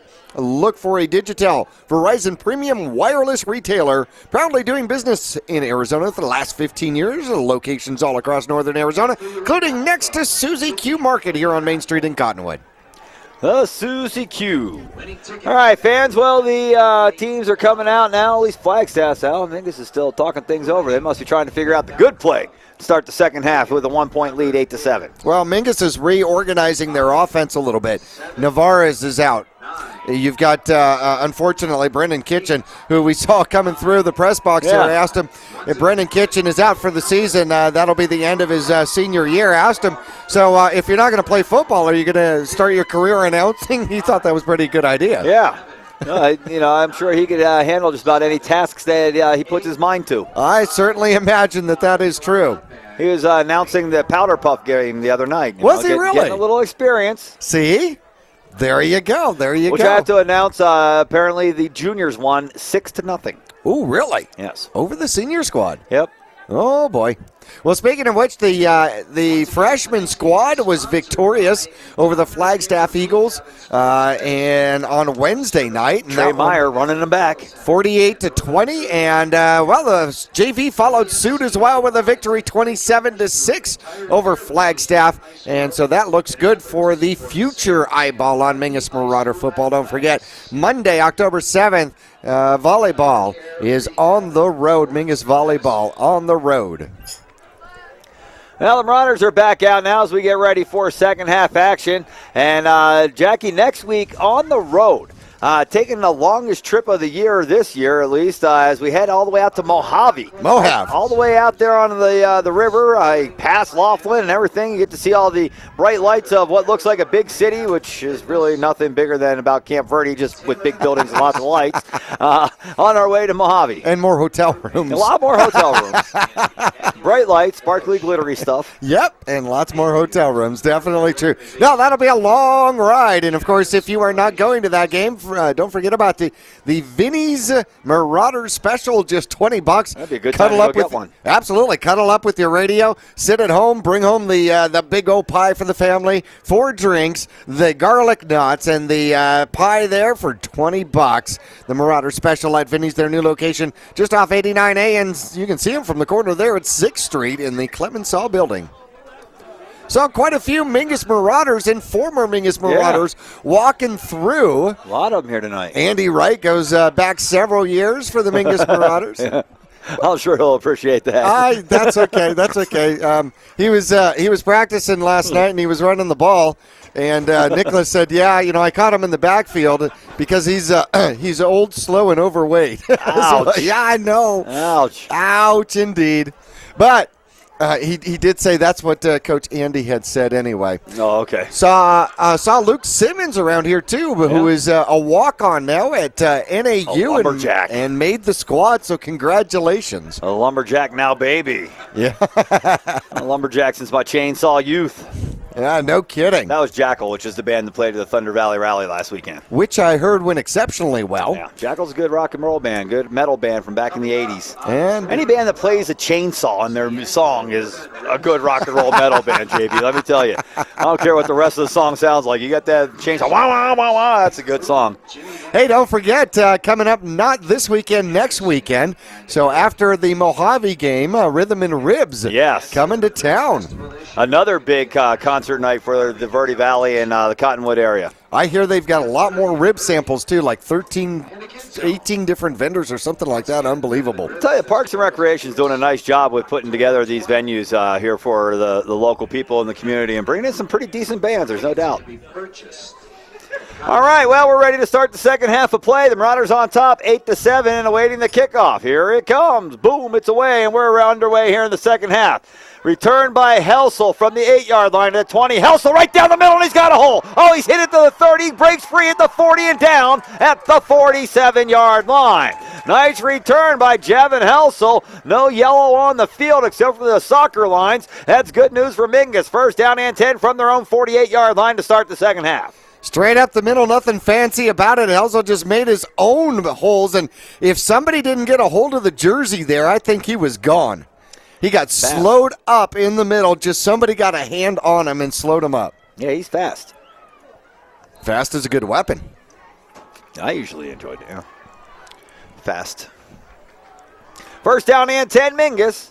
Karen set under center. One back behind him, a wing back in motion from left to right, and a handoff going up the middle and room to run for the Marauders. A good 10, 11 yards on the opening play of the second half, and waiting to see him get up, it is Hanks. Hanks will be all the way down to the 41-yard line, a gain of about 13 yards, it looks like. Well, straight up the middle, that play didn't work real well. Well, it worked a couple of times in the first half. Mingus is going to make it work right here. Yeah, good push on first down, and now they've got the ball on the Eagle side of the field. Mingus still looking for that score to put them up by more than a touchdown if they can pick it up here. Here's the snap and a handoff going to the left-hand side. Room to run this time again for Hanks. He's got about 9 more down to the 32. Well, back-to-back runs by Dakota Hanks, good for about 21 or 2 yards, and the Mingus Marauders in control now, moving the ball down the field on the Eagles. I wonder what Mingus saw in the halftime that they were talking about there, because all of a sudden the blocking scheme seems to be working much better. Yeah, they're all, all that running up the middle stuff we do? Let's try that. Second down and 1. Marauders with the ball at the Eagle 32. Handoff coming up the middle, and now to the right side. It's Hanks again. A flag comes flying in. Hanks had a first down inside the 30 to about the 29-yard line. That flag thrown in the Marauder backfield is most likely going to back the Marauders up for a hold. Yep, we got holding, Mingus. Well, negate that first down run by Dakota Hanks. Let's see where they mark it from, if they mark it from the line of scrimmage. That guy's saying mark it from my flag back here at the 35. I don't think I like that too much, but it looks like that's what they're going to do. Wow. That's going to make it like a 13-yard penalty there. Yeah. So, makes it second down and about 14. And the Marauders will come up to the line of scrimmage. 2 backs in the backfield. Karen set under center. Wing back on the right. Handoff going to the right to Broyles. Broyles lowers the shoulder at the line of scrimmage and is able to fall forward for about 2 yards. And it will bring up third down and long now for Mingus. Third and about 13. Broyles still used sparingly offensively. Still only has 2 carries. Couple of games, though, he went 2 carries and 1 touchdown, though. That's not a bad average. The Marauders were just marching the ball down the field here to start this drive, and the crowd was getting into it. Now, 3rd and 13, the crowd is definitely quiet. And now looking to run, Karen hit in the backfield, nowhere to go. Didn't fool the Eagles on that play, and Karen's going to lose about 4 yards all the way back to the 45, where it will now be 4th down and 14 for Mingus. Well, that's self-destructed there. Mingus did come out, though, and may have gotten enough yardage to definitely play the field position game. Yeah, change the field position. No doubt about that. And now a punt coming up for somebody that doesn't look like it is No, it's not. And it is received at the 14-yard line by Chavez, who was clubbed to the ground at about the 20. The punter that time was Upham, JB. They didn't have Schill in there. It was the youngster Upham, Jordan Upham, that came in to punt. And well, that'll be into play safety. Yep. Brought him up, and we knew we would have to, as Mingus starting to make some changes here defensively to trying to offset some of the injuries. Broyles, you were talking about that tackle. He definitely clubbed him, almost like he had been watching the Krugs last night. 9:21 left to go here in the third quarter. 8-7. Mingus with the ball. Flagstaff with their opening possession of the second half. Here's a snap. Quarterback drops straight back, and he'll throw over the middle. It's tipped in the air and incomplete. Good play that time by the Marauders. Looks like it was Jesse Rios again. Oh, no, it's Felix Vera, 48, not 28, that makes the play for Mingus. It was tipped up in the air, and it looked like the only guy who had a shot at it was young Upton, and it falls incomplete. Good play there. Oh, maybe it was. Broyles got a hand on it. Yeah, it looks like it was Broyles that got a hand on it. It was Vera making the play on the receiver. Second down and 10 now. Eagles quarterback Wilson set under center. And man in motion from left to right. Fake the handoff to him. Fake another handoff. Throw over the middle, and it's incomplete. Another fake, hurry and throw the ball down the field intended for Aiden Cleary. And Cleary's unable to come up with a grab. And now 3rd and 10. The Marauder defense playing very well once again here tonight. Up and out there, number 10. For the Mingus Marauders, a sophomore. Reminds me of an underclassman that we have seen out there in that safety position for Mingus before. Yeah.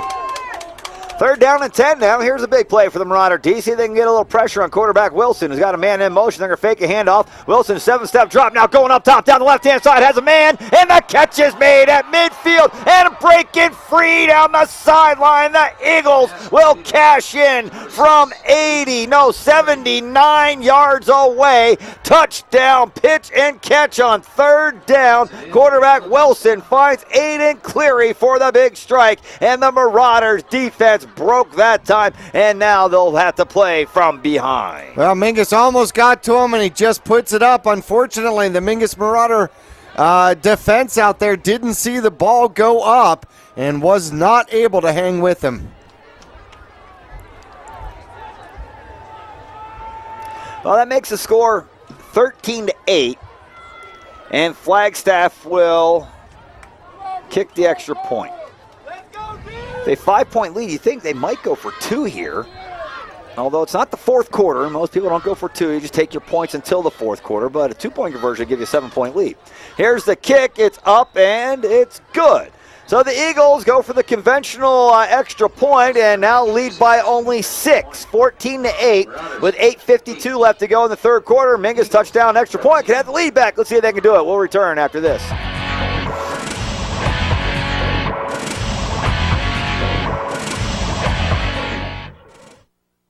Digitel, a Verizon premium wireless retailer. Come in today for the latest from America's largest and most reliable wireless network, including nationwide unlimited talk from Motorola, LG, Samsung, Apple, and HTC. Find Digitel, your Verizon premium wireless retailer, in the Flagstaff Mall, in Cottonwood at 960 South Main Street, in Payson at 401 North Beeline Highway, and in Prescott with locations in the Prescott Gateway Mall, Willow Crossroads, and the shops at Prescott Gateway.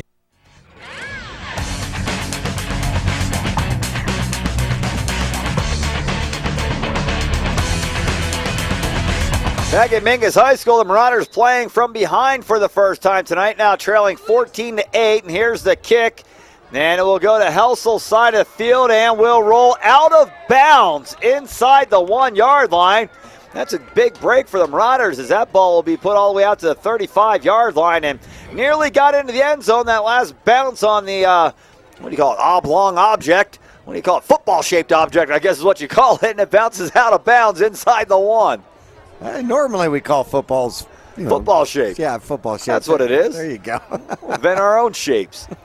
Send my kids to school. This is a triangle. This is a square. That's a football shape. That one looks kind of like a baseball.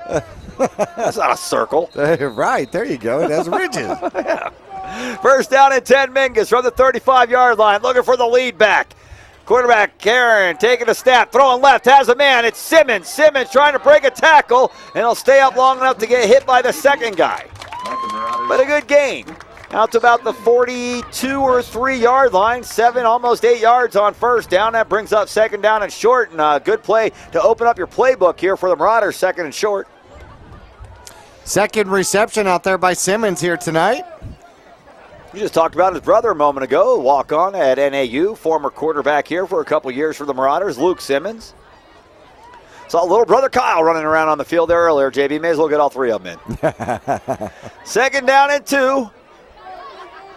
Here's the snap and the handoff going to the right to Hanks. Hanks got back to the line, then got spun around, windmilled, and down after a short gain. They're going to give him progress to the 44. And on second down and 2, you have a chance to open up the playbook, and you run your fullback to the 2-hole. Well, you got lots of options with this kind of third and short, especially with a quarterback that can keep and run the ball, too. Third down and 1 now for the Marauders. Broyles is in the backfield for Mingus, and he's in motion. An option pitch to Broyles deep in the backfield, and he's going to be hit deep in the backfield and lose about 4 yards. I like the fact that they were trying to get the ball to the outside. Flagstaff had 11, if not 12 men in the box right there on the line, so they're just trying to get the ball to the outside, but I'm not sure you don't go with the quick hitter there. Oh, boy, I think you're absolutely right, JB. Fourth down and 5, and the snap is rolled back to the punter, who gets off a pretty decent punt all the way back to the 25-yard line. And here comes Chavez. I'm just going to run as fast as I can and see if anybody can hit me. And fortunately for Mingus, it looks like it may be Galloway, but it could also be Simmons. It's Simmons that makes the play, but not until a return all the way out to the 42-yard line. And the Eagles with good field position to start their drive. Well, they scored real quickly on a 78-yard pass play. I wonder if if Mingus will start to back some people up. Kieran comes in to play some corner on the far side of the field here. Yep, Upham, the sophomore, still in at safety. Eagles looking to spread it out. 2 on the left, 2 on the right. Running back to the right-hand side of the quarterback, who sets up in shotgun, lifts his leg, man in motion, handoff, no fake the handoff. Now they have an inside handoff to the running back, running down the middle of the field and across midfield, finally caught by the Marauders and tackled, but not before a gain of about 12 yards, all the way down to the Marauder 46. That was a great job. They've been faking that handoff or going out of that formation. They haven't run out of that one before, and caught the Mingus Marauders defensively a little absent in the middle. Flagstaff Eagles have been moving the ball meticulously down the field on their last 2 possessions. Mingus Marauders have got to figure out a way to stop this Eagle offense.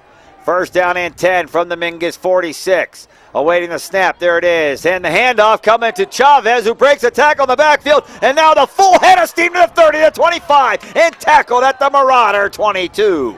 Marshall Schill comes up with a tackle for Mingus, but not before a huge gain of about 25 yards all the way down to, they're going to say, the Marauder 23-yard line.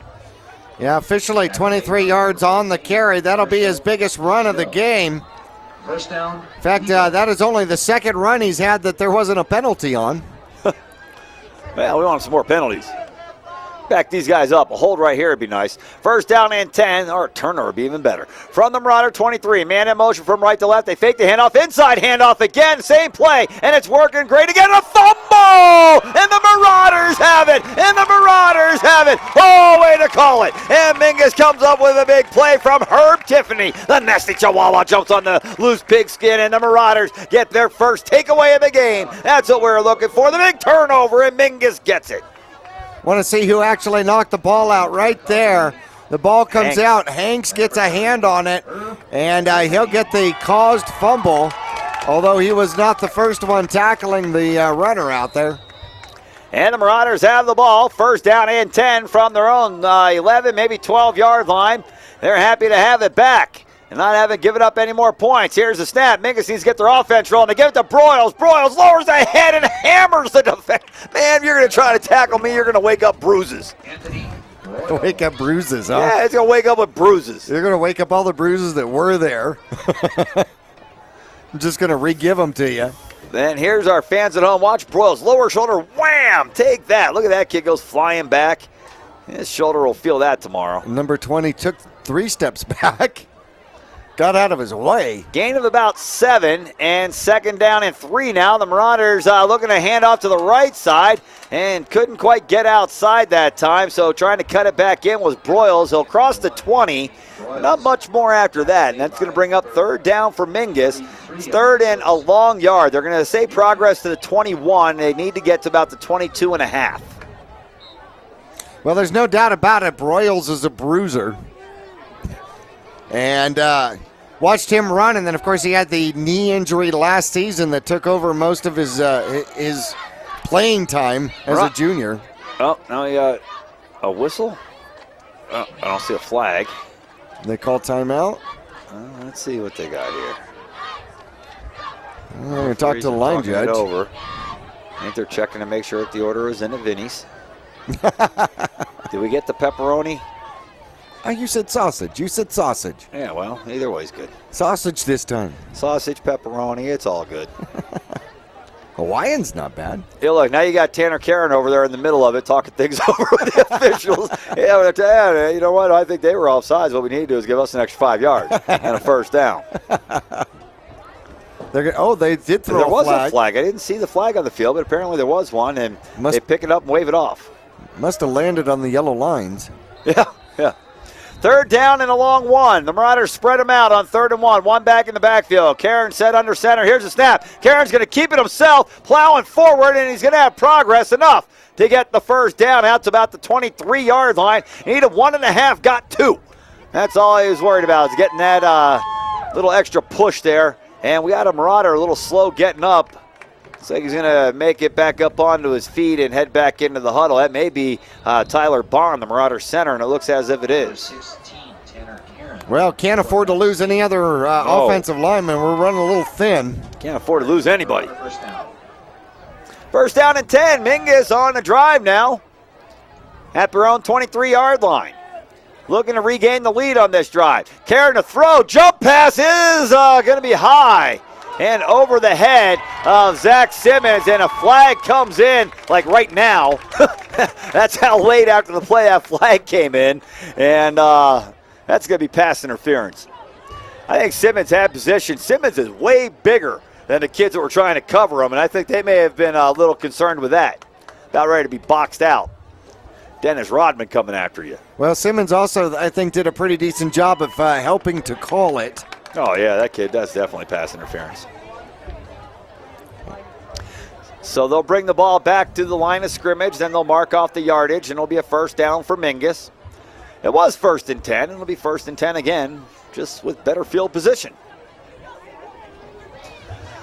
And the 15 yards will officially be spotted at the 39-yard line.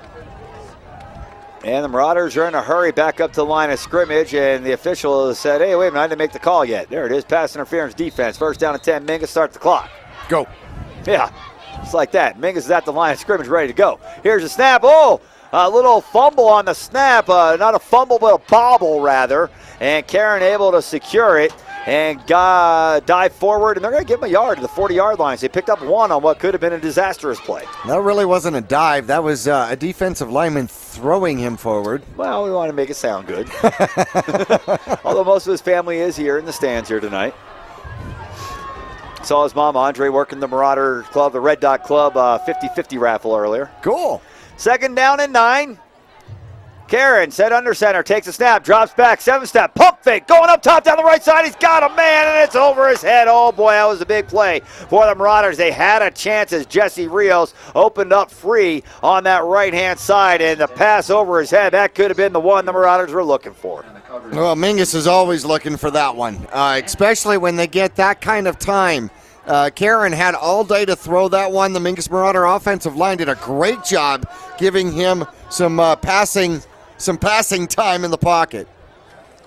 Masoud Montano coming in the game for the Marauders. 5'8", 140 pounds. I don't think we've called his name all year long, JB, but the young man's in there ready to play some football. Number 82 went to the right side of the field, wrong way. Now he's coming back over to the left side of the field, and he's ready to go. No, he was in motion. That's right. There he goes. 3rd down and 9. Here's the snap, and Karen in trouble and sacked back at the 32-yard line.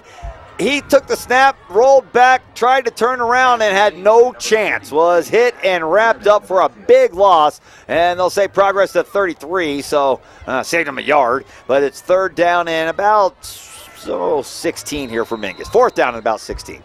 Second sack in the game here for the Flagstaff Eagles. And they just brought everything right through the middle. And another flag.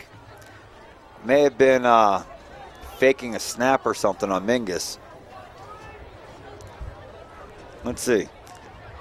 Faking a snap? Yeah, well, I don't know. I didn't see it. All I saw was the umpire come walking in and step over the ball. And we've got false start on Mingus.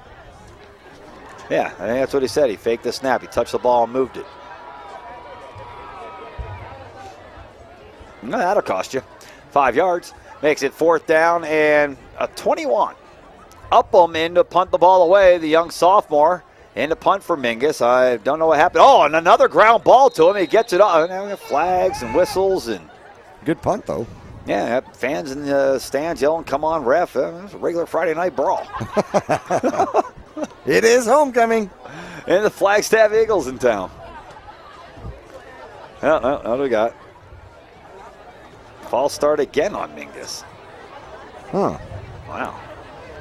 I think they called that one on 55, I think is what he was saying there.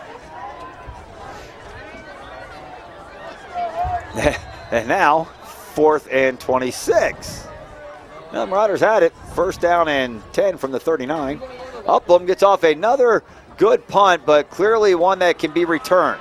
And here comes Chavez from the left side of the field all the way to the right side, and he's not going to be able to break free. Good pursuit by the Marauders.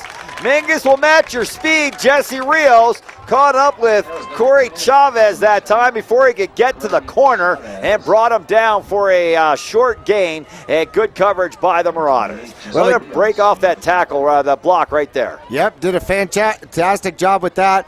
And then he takes the stiff arm, and they teach you if they're going to stiff arm you, go ahead and grab a hold of that arm. Oh, it looked like his fingers got caught in his face mask. Ooh. Man, that's how you break off fingers when you're running the ball. No doubt about that. They take your glove off and one's left in there. That's not a good sign. 1st down and 10. Eagles from the Marauder 49. Here's a snap. And inside handoff again up the middle and room to run that time. It's 44. Cody Philpott. And the Eagles keep running that man in motion. Fake the handoff to him and quickly give it off on a quick dive to the fullback. And it's worked for big yardage almost every time they've run it. Just a simple trap in the line there. And Mingus is finding them kind of scampering in the secondary. 2nd down and 4. So a gain of 6. 2:15 left to go in the 3rd quarter. Eagles with the ball on the Marauder side of the field and leading 14-8. From the shotgun, Wilson drops back, 3 steps, looks left, throws left, has a man for 1st down inside the Marauder 35. Hit hard and brought down at the 31. Looks like they may mark him at the 32, but it will be enough for a 1st down as they move the sticks deeper into the Marauder side of the field.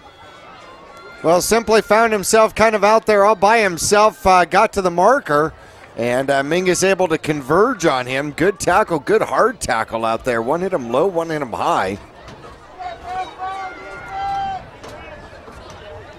1st down and 10. Wilson with a man in motion. Hands off to him and trying to get to the sweep on the right side. Marshall Schill there to make the tackle for the Marauders, and it's a good one. A loss of about 5 on the play. Marshall Schill is just able to break through the line and wrap up Chavez in the backfield for a big loss.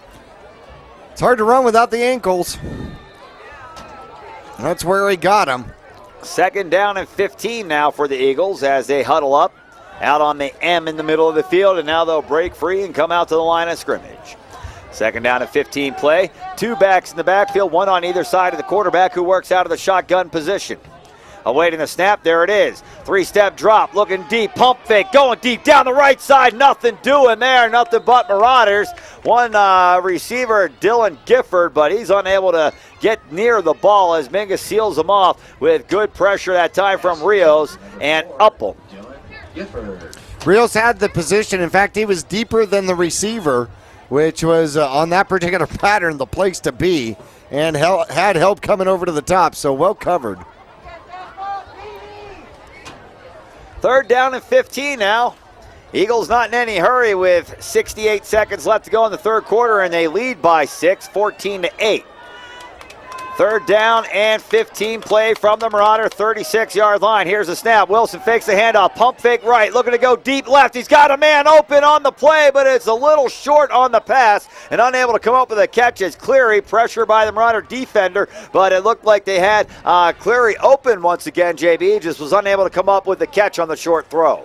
Goes downfield, just turns out kind of the over the shoulder to the far side of the field.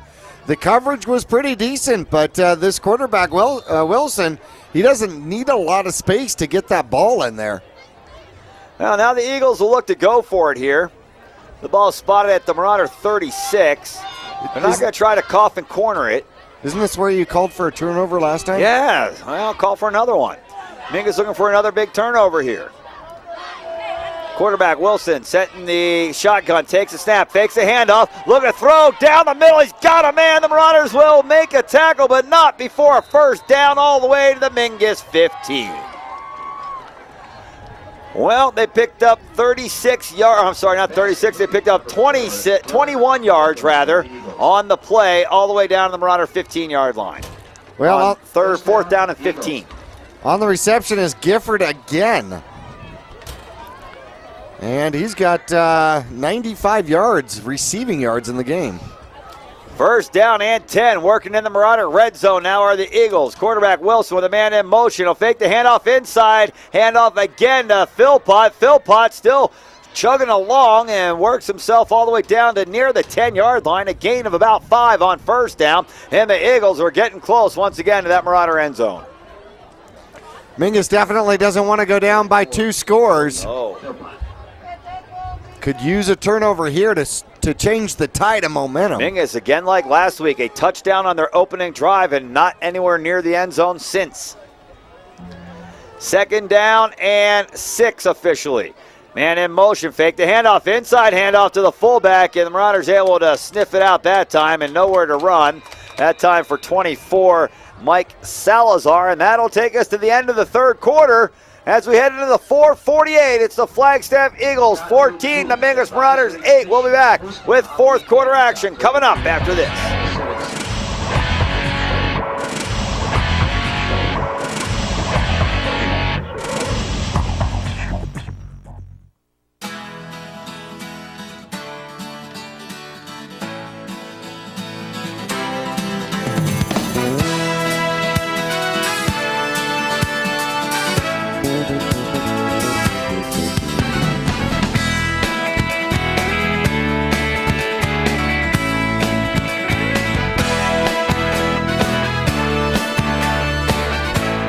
Our whole team is here to help you get the most out of each workout here at the Cottonwood Recreation Center. Here in the Verde Valley, it's always a great time to ride. And for all your cycle needs, it's always a great time to visit D&K Service Cycle and ATV. Their certified technicians can keep your street bike or your dirt bike in tip-top shape year-round. Stop in and check out the full inventory of riding gear. At D&K, they can help sell your good used motorcycles too. Go to dkservicecycle.com and find out about the consignment program. D&K Service Cycle and ATV in Cottonwood, a quarter-mile south of Walmart.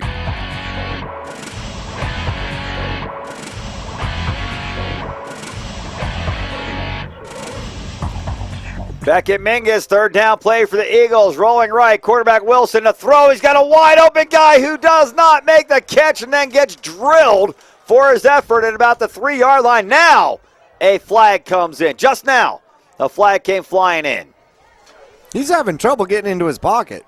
That's going to be a personal foul or an unsportsmanlike conduct.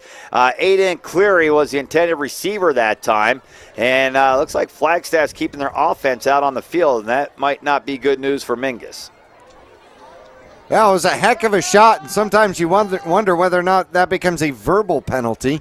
It was 3rd down and about 6 from the 11-yard line. I didn't see anything wrong with I didn't see anything wrong with the tackle. There was no head-to-head. There was nothing. No, the flag doesn't come in until after the play, and we've got unsportsmanlike conduct, it looks like, is what they're going to call on Flagstaff. On Flagstaff? Good. Let's see, what's number 6 do here? It's got to be on him, or maybe on 20, maybe 12 or whatever that kid was. Somebody said something is what it was. Yeah, it was a verbal. There wasn't any contact. Nobody slapped somebody in the helmet or nothing. Was that Upham that laid that hit? I hope so. Like to see a little sophomore come up and put a little stickum on him. No kidding. I wonder if we got a chance to look at that one more time on Channel 2, Cable 1, and Suddenlink Channel 2. Well, the Eagles will have it back here, 3rd down, but it's 3rd down and very long. They need to get all the way down to the Marauders 6. They're going to snap the ball from the 26. 3rd down and 20 now for the Eagles. Leading by 6. A lot of 6s up there, JB. 14-8 with 11:53 left to go here in regulation time. Well, the crowd's getting into it. It's about time. I think that's because they're throwing T-shirts up in the stands. Well, okay, you know what? They timed the T-shirt throw at a very good time then. Remember when they used to make the cheerleaders do push-ups for every point that we scored? I do. By the end of the year, they were throwing the little footballs up over the press box here. In fact, I think the cheerleaders themselves paid for them just so they didn't have to do any more push-ups. Yeah. 4th down and 20 from the gun. Wilson takes a snap, fakes a handoff. Looking to throw, throws down the middle. He's got a wide open guy at the 13-yard line. Still on his feet and to the outside he goes to the end zone. Touchdown, Eagles! Pass completed to number 4th down and 20 from the 26. And they score a touchdown. Dylan Gifford up over the century mark with a big TD. Catch and run that time for the Flagstaff Eagles.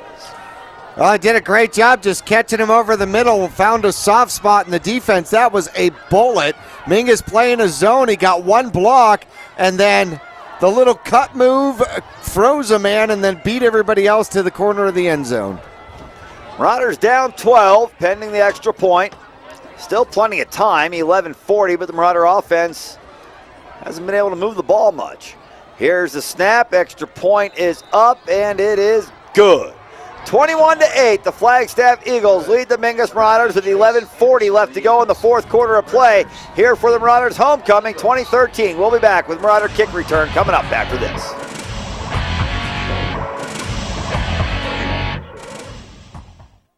Think back to all those rules you heard growing up. Don't get dirty. You'll always remember those rules. Don't run with scissors. Now, not only can you bend some of those rules, Don't talk to strangers. you can turn them into a career. Keep your hands to yourself. Imagine your possibilities.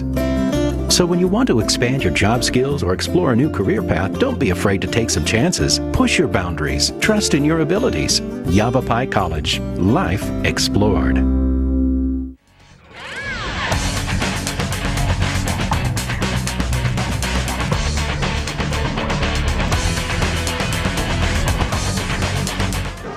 Back at Mingus High School, well, fans, the Marauders just wanted to make it interesting here in the end. Down now by 13 points with 11:40 left to go. Here's the kickoff. Will be returned by Helsel from the 5. Helsel bringing up the middle to the 15. Hit at the 19 and down right there. Well, the Marauders will have the work cut out for him here. And if they can score a touchdown and get back in this thing a little bit, they're going to have to wonder about that 80 or 79-yard touchdown pass. And then they're going to have to wonder about that 4th down and 20 from the 26 that they just gave up a touchdown on, JB. 2 big 4th down plays. One was a 3rd down. That one was a 4th down that went for touchdowns to hurt the Marauders tremendously here tonight. Well, first things first, before that makes a difference, they got to get back into this game. And a handoff to the left for no gain. 2nd down and 10. Mingus from the 20-yard line.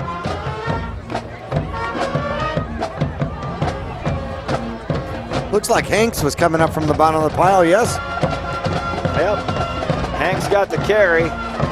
Somehow that hole that was open in the middle of the line to begin the second half has closed now for the Marauder offense. Second down and 10. Mingus from their own 20-yard line, trailing 21-8 with just under 11 minutes left to go. Karen to throw, and it's wide right that time, intended for Zach Simmons, and falls incomplete, bringing up third down and 10 for the Marauders from the 20-yard line. Simmons didn't quite get his pattern run on that one before the ball was released. Zip by him. Third down and 10 now for the Marauders. They'll break a huddle and come up to the line of scrimmage. We've got Taylor Thaggart out as a wide receiver on the right-hand side.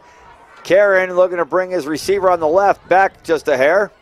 And now he'll set back under center. Third down and 10 play for the Marauders. Karen drops back, looking left, throwing left. He's got a man. Oh, boy, Thaggart was open. The pass was just a little above him and couldn't come up with a catch. And the Mingus Marauders now on 4th and 10. Down by 13 with 10:47 left to go in the game in the fourth quarter. We'll punt the ball away. Well, Flagstaff looking to have pretty awesome field position again for the third drive in a row. Yep. That hurts. Marauder defense has played really well. It's tough to play when you got short field to work with all the time. Upham gets off another decent punt. It was taken at the 49-yard line of the Eagles, but there are flags on the field that stop the play, which most likely will have the Marauders backing up. The unfortunate part for Mingus with their kicking game here is that Chavez has had a chance to return these. Right. And that's something that's unusual. Oh, no, this flag's going to go against the Eagles. A flag on flag, and it'll move the ball 5 yards down the field. The Marauders will punt it away again. Hey, I get it. A flag on flag, great. That's their sixth penalty, 51 yards. Awaiting the snap, another one rolled to Upham, and he gets off a line drive punt that will bounce a few times, and Chavez will back away from it, and then it will be down by the Marauders. They're at the 37-yard line, and that's where the Flagstaff Eagles will take over possession here, leading by 13 with 10:36 left to go in regulation time. Well, 37-yard punt, but that was the first time we've had no return, so that part is good. So at least Flagstaff's got to start within their own 40. Not by much, but yes, inside their 40. The 38. Hey, this is a game of inches. Hey, Jackie, they're talking about the Rhythm and Ribs Festival coming up. I think they got a country band this year. Is that right? October 12th. Jimmy Van Zant is the entertainment. Oh, there you go. That's a rock band. Maybe a little country thrown in there. A little southern country. Ball goes to the right-hand side on a run across the 40. Now it's about the 42 or 3-yard line. Ends up being a gain of about 5 for the Eagles. Chavez takes another shot. Broyles gets a hold of him, and another Marauder comes across to clean it up. Yeah, well, may as well get your hits in when you can, right? You know what? That's a reputation that I'd love to see Mingus continue to uphold. You may beat us, but you're leaving bruised. Yeah, but you're not going to win next week because they're all going to be hurt. Wake up bruised. Is that right? No, I mean when you come to play Mingus at Mingus, you leave knowing you played a football game. Yeah, that's those wake up bruises. Yeah. Second down and 10. And inside handoff again. The Marauders on it this time. Not much room to run, maybe a yard depending on the spot. Bring up third down and almost 5. Not much room to run that time. It was Philpott again, I believe. Cody Philpott, number 44 at the carry. That's his 8th carry in the game. He's got 41 yards. Decent average. 5 yards a carry, huh? That's not too bad. No, 5.5. Not bad at all. That'll get it done. Hey, we got cheerleaders doing chicken dances, JV. Excuse me? The cheerleaders are doing chicken dances. Oh, really? I used to live next to the Polish American Club when I lived in Tucson, man. I heard that stuff every Saturday night. Here's a snap, and the handoff going to the right-hand side. Now gutting it back up the middle is Philpott. And he's got a first down and a good carry all the way to the Marauder 45. Well, that was more than 5. Yes. That'll add to the average. Yeah, First down and 10, Eagles, who I would not imagine are in any hurry to snap a play. The clock is not even running yet. You'd think they'd wait for that thing to run down to a couple seconds before you snap it away. Still 9 minutes to go. They're comfortably ahead. They don't need to score anymore, I don't think. They just need that time to run out. Leading 21-8 here in the fourth quarter. Quarterback Wilson in the gun once again.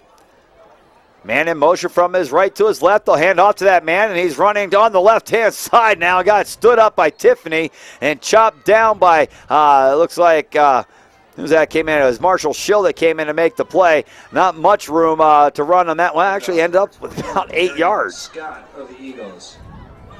It was number 21, Darian Scott with the carry. Tiffany. Well, Tiffany coming in, switching sides, actually became strong safety tonight with the departure of Kitchen. Second down and about 3 here for the Eagles. Quarterback from the shotgun, Wilson looking to take the snap. He's got a man in motion. I'll hand off to him. Sweeping to the right-hand side is Chavez. Chavez trying to get to the first down marker, and he will. Before being hit out of bounds, he'll have a first down inside the 35, and the clock will stop with 8:01 left to play. 21-8, the Flagstaff Eagles on the march with the lead here at Mingus. Chavez sure runs hard for being a senior out there. Not a big senior. I don't have stats on him, but he's not a stereotypical fullback at 190 pounds or something like that. Yeah, no, he's not very big. He's fast. Speed's a weapon.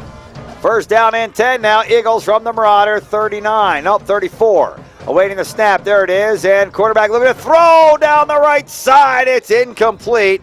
And the Marauders will be faced, the Marauder defense will be faced with second down. Number 4, Dylan Gifford. Nice coverage by number 28, Jesse Rios on the coverage out there. And you'll see that he sticks on his man pretty well right behind him. The ball was thrown high. Time to throw. This would be a good time for the Marauders to get one of those takeaways, JB. Anytime's a good time for a takeaway. Right now, it'd be real good. Second down and 10. Quarterback Wilson from the shotgun. Lineman set, man in motion from right to left. They hand off to him and cutting it back into the middle. It's going to be Scott again. No much room, about 2 yards maybe on the carry. And the Eagles, I think at this point, aren't so worried about 2 yards on the carry as much as they are getting that clock running. Pete Kelly in on another tackle. Attaboy, another sophomore. Pete Kelly listed at 5'9", 165, a sophomore. And the Marauders fans looking for that takeaway, JB. Clock still running. Flagstaff not in any hurry. 7:20 left to go as they break their huddle and head up to the line of scrimmage, leading 21-8. It's third down and 9 from the Marauder 34-yard line. Here's the snap and handoff going to the right-hand side. They get it off to Gifford. Gifford breaking tackles. He's got a first down around the Marauder 20. Man, kid is slick. Mingus having a hard time catching up and staying with number 4, Dylan Gifford. That's his first run from the line of scrimmage. And actually, it's kind of a little bit of a reverse, if you will, coming back the other way, misdirection. 2 intended handoffs up the middle. Mingus stuffed it both, and unfortunately, the defensive end cut in, and he had nobody on the outside that he had to get around. First down and 10 from the Mingus 21. 6:49 left to go here in the ball game. Eagles lead it 21-8. Quarterback Wilson with a man in motion from left to right. Fakes a handoff to that guy. Hands off to the fullback instead. And popped at the line of scrimmage was Cody Philpott, but it was able to break that contact and fall forward for a gain of about 3. Well, I'm surprised he still had his momentum going forward after that. Mingus hit him hard. And the second down play, the Eagles will talk it over in their huddle. As a matter of fact, quarterback Wilson is running it in from the sideline. Clock continuing to tick away. It's at 6:10 now, and you'd imagine it would be under 6 by the time the Eagles snap the play. They break the huddle and head to the line of scrimmage. I formation behind quarterback Wilson, set under center for one of the rare times here tonight. They'll hand off to the tailback, and not much room to run there. Looked like it was number 14, I believe. No, it must have been 11. Sam Graziano, the running back that time, a junior, and not much room to go on that one. And the Marauders are going to stop them for a short gain. Well, time is the biggest weapon right now against the Marauders. Yes. And still way too early to use their timeouts. However, Mingus has got to figure out how to come up with a quick strike once they get the ball back. But number one priority, you got to keep Flagstaff out of the end zone. Right. Well, I was going to say, or even a field goal, but a field goal would only have you down by 2 possessions. Here's a snap, and the quarterback to throw. Left side wide open, but he misses the catch at the 5. Would have been a touchdown easy for Ty Manning. And Ty unable to come up with a grab. And that brings up 4th down now for the Eagles. 4th down and 8 from the Marauder 19-yard line. 5:10 left to go in the ball game. 21-8, the Eagles with the lead. Well, I got to imagine they're going to go for it on 4th down. If nothing else, they just want to keep the drive alive. Right, they might even run it. Well, maybe not, because the clock will stop if they don't make it. Right, on change of possession. Yep, I bet they throw it. I bet they throw it to number 4. I think they're going to go for a field goal. Okay, let's see. Hey! And this will be a 37-yard attempt. There's a snap, bobbled, kick is up, and it is good. See how I waited that time? I was going to say wide right, but it's good. 5:06 left to go, and the Eagles add on to the lead now, 24-8. It's still a 2-possession game. The Marauders need 2 touchdowns and 2 two-point conversions to tie this thing up. 5:06 left to go. We'll be back with the Marauder kick return after this.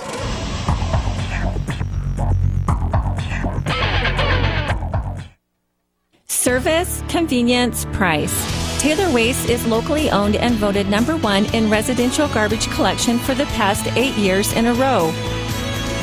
And right now, new customers will enjoy 2 months free service with your switch to Taylor Waste. Add an extra container and take part in Taylor Waste's popular clean recycling program as well. Hi, I'm Chris Taylor, owner of Taylor Waste. We're proud to serve our friends and neighbors with service tailored to your needs.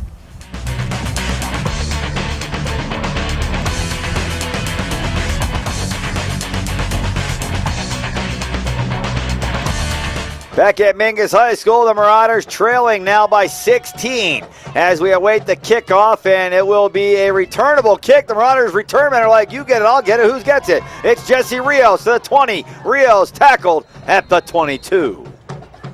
Well, not the field position we were looking for. Nope. Nope. I'm thinking that was about 68 yards different than what I was hoping for. Yeah. Maybe even a little more like 78. Maybe. I wanted them to punch it in. Right. That's what I was voting for. Right. Speaking of voting, fans, keep your eye out in your mailbox. The election ballot, the all-mail-in ballot for the school override will be coming soon. Get it? Sit down, relax, take a look, check the box that says, let's give all the money to the schools, and I think you'll be doing the right thing, and I hope everybody gets a chance to do that. Well, most important thing, it's not a new tax. You've already been paying it, so it's not costing you anything more than what you're paying now. Nope, but it's keeping the programs alive for the youth of our community. Tanner Karen going deep down the right side, and we've got a flag on the play. Yes, finally. Here they come now. That's almost like in basketball when you go and you shoot and the guy hacks you and it rolls around on the rim and it doesn't go in, so it's a foul. But if it went in, it wasn't a foul. If he didn't have caught that, that wasn't a foul. Well, yeah, if he would have caught it, you would have taken it anyways because the foul's 15 yards in high school football, right? Yeah, well, that one is for sure. Yep, that's where you want it to be, spot of the foul, right? Yep, pass interference on the D. Yeah, because that would have been good for about 40 yards. Yeah. Well, I'm not sure Mingus wasn't just going for that down there. Well, they ought to just go for that down there again. Why not, right? What do you got to lose? Yep. This is called the bomb squad at this time. Well, this play's called bomb 1.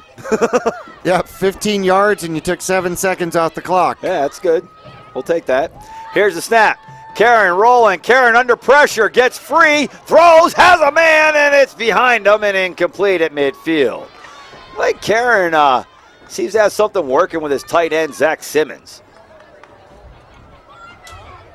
Oh, you got to say he's the biggest target out there. He's 6'4" and 200 pounds. He's got prototypical football player size. And he's only Simmons is a junior this year, I think. Hey, he's only a sophomore. I thought he was a he's sophomore. Only a sophomore. Big Zach Simmons. 6'4", 190 sophomore. So, yeah, I mean, that kid could have real good college athlete size.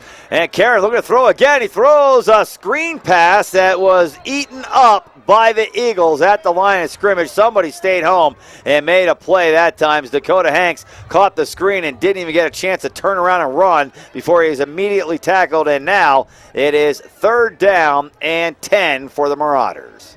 Well, that was the one Flagstaff Eagle. The one guy, yeah. That actually got blocked at the line and stayed there. It was the one that made the play. 3rd down and 10 now for the Marauders. Karen at quarterback looking to set up the play. Drops back, throws over the middle, and it's nearly intercepted by Dylan Gifford and falls incomplete again, looking for his tight end, Zach Simmons. 4th and 10 for the Marauders, down by 16 with 4:05 left to go. Doesn't matter if you're on your 2. This is 4-down territory. No doubts. And the fans have seen enough. They're on their way out. We got a big homecoming dance probably tomorrow night, I'd imagine, huh? I'm not sure. I should ask that. I think that's how they do it now. They do it on Saturday because all the kids are here playing football tonight and all their friends are here watching them. Right. That makes perfect sense. 4th down and 10. The Marauders need to come up with a big 4th down play. They've seen the Eagles do it time and time again. Karen to throw. He does over the middle. It's high and it's complete, but short of a 1st down by about a yard. And, come on, bounce back up. Looks like it's Rios. To number 28, Yep. Jesse Rios with the reception for 8 yards, and the Marauders will turn it over on downs. It was 4th and 10. They got 8 of them. And now they'll have to give the Eagles the ball back at their own 47-yard line. Well, Mingus has 3 opportunities to stop the clock, and that's about it. Hey, fans, how about those Arizona Cardinals? Did you see them trailing all game last Sunday, JB? I mean, just behind the whole time, and then like in the last 2 minutes, they come back and win. And now they're 2-2 and feeling good about themselves. Yeah, no kidding. And with Carolina in town this week, the Cardinals, the way their defense has been playing, they might be able to corral old Cam Newton and come up with another win and be over 500. Well, you know what the Cardinals were doing? They were doing the fan test. They were doing the fan test to see if you would turn the game off late in the 3rd quarter. Well, every fan of professional sports should have learned from the Miami Heat. When the Heat were down by whatever it was towards the end of the game and all their fans left, and all of a sudden they hear the roar of the crowd and they come try to get back in. Security's like, no, man, you left. You don't come back in. I don't care if you paid $500 for your ticket. Right, Have fun down there at Starbucks. Right. 1st down and 10 Eagles. I formation. Man in the slot on the right. Here's the snap, handoff, and that's what you would expect from Flagstaff at this time. Levi Collins not fooled by that run, and he wraps up the ball carrier, who I think is a new ball carrier. Oh, no, it's not. It's Chavez, number 10. I thought it was 13, but it's 10. It's a good thing it wasn't 13 because we wouldn't be able to tell you who that was. number 34. Although I like number 20. His name's Elijah Bigoody. I bet he's a goodie. That's unique. I'm not sure I've seen that as a last name. No, not Bigoody. I've seen Bigay, but not Bigoody. There's quite a few. Yes, there have been plenty of those through the years. 2nd down and 9. Especially when you get up around Flag or Page or Chinley. And a sweep to the right-hand side, and it's going to be Chavez again, and he's going to have a good carry. Again, the Eagles not looking to score, not looking to throw the ball for sure. They're just looking to run and run out the rest of the clock. The Riders do have a couple of timeouts. As things have played out this year, I don't expect to see them use them. 2:52 left to go in the game right now. The Eagles are in a huddle, letting as much time run off the clock as possible before they snap their next play. Well, the Flagstaff Eagles now have 114 rushing yards, 83 of that coming in the 2nd half. What time we leaving Thursday night for Mojave? 2 in the morning. Yeah. 3rd down and 5. Here's the snap and inside handoff, and coming to the left-hand side, breaking tackles, it's Philpott. Philpott finally upended at the Marauder 30. 44, Cody Philpott. The Marauders just went flying everywhere on that play. There is a flag down. That may come back. Oh, good. Holding. Yep. And that'll back them up. It'll remain 3rd down. We'll stop the clock momentarily. 8 infractions, 76 yards against the Eagles. What? 8 infractions, 8 8 penalties. Oh. Yeah, those big words, infraction. Just give me the penalties. I understand that. Infractions, man. I got to get out the thesaurus or something. The Thorth? Yeah. Figure out what's in the dictionary. I remember one year I got a dictionary and a thesaurus for like birthday or Christmas. I'm like, what is this? Gag gifts? Yeah, that's what I was thinking. A thesaurus. But Are you kidding me? That was awfully nice of Grandma. Yeah. What's this Texas Instruments thing that has 4 million buttons I don't understand? 3rd down and 14 here for the Eagles on their own side of the field at their own 49-yard line. Wilson dropping back to pass, pump fakes. Now he's in trouble, hitting the backfield, and he'll be sacked. All right.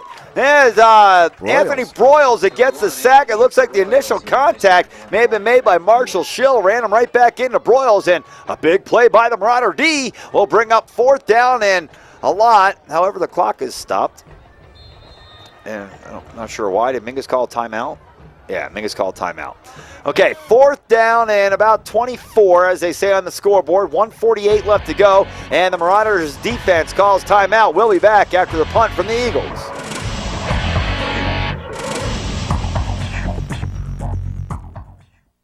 Service, convenience, price. Taylor Waste is locally owned and voted #1 in residential garbage collection for the past 8 years in a row.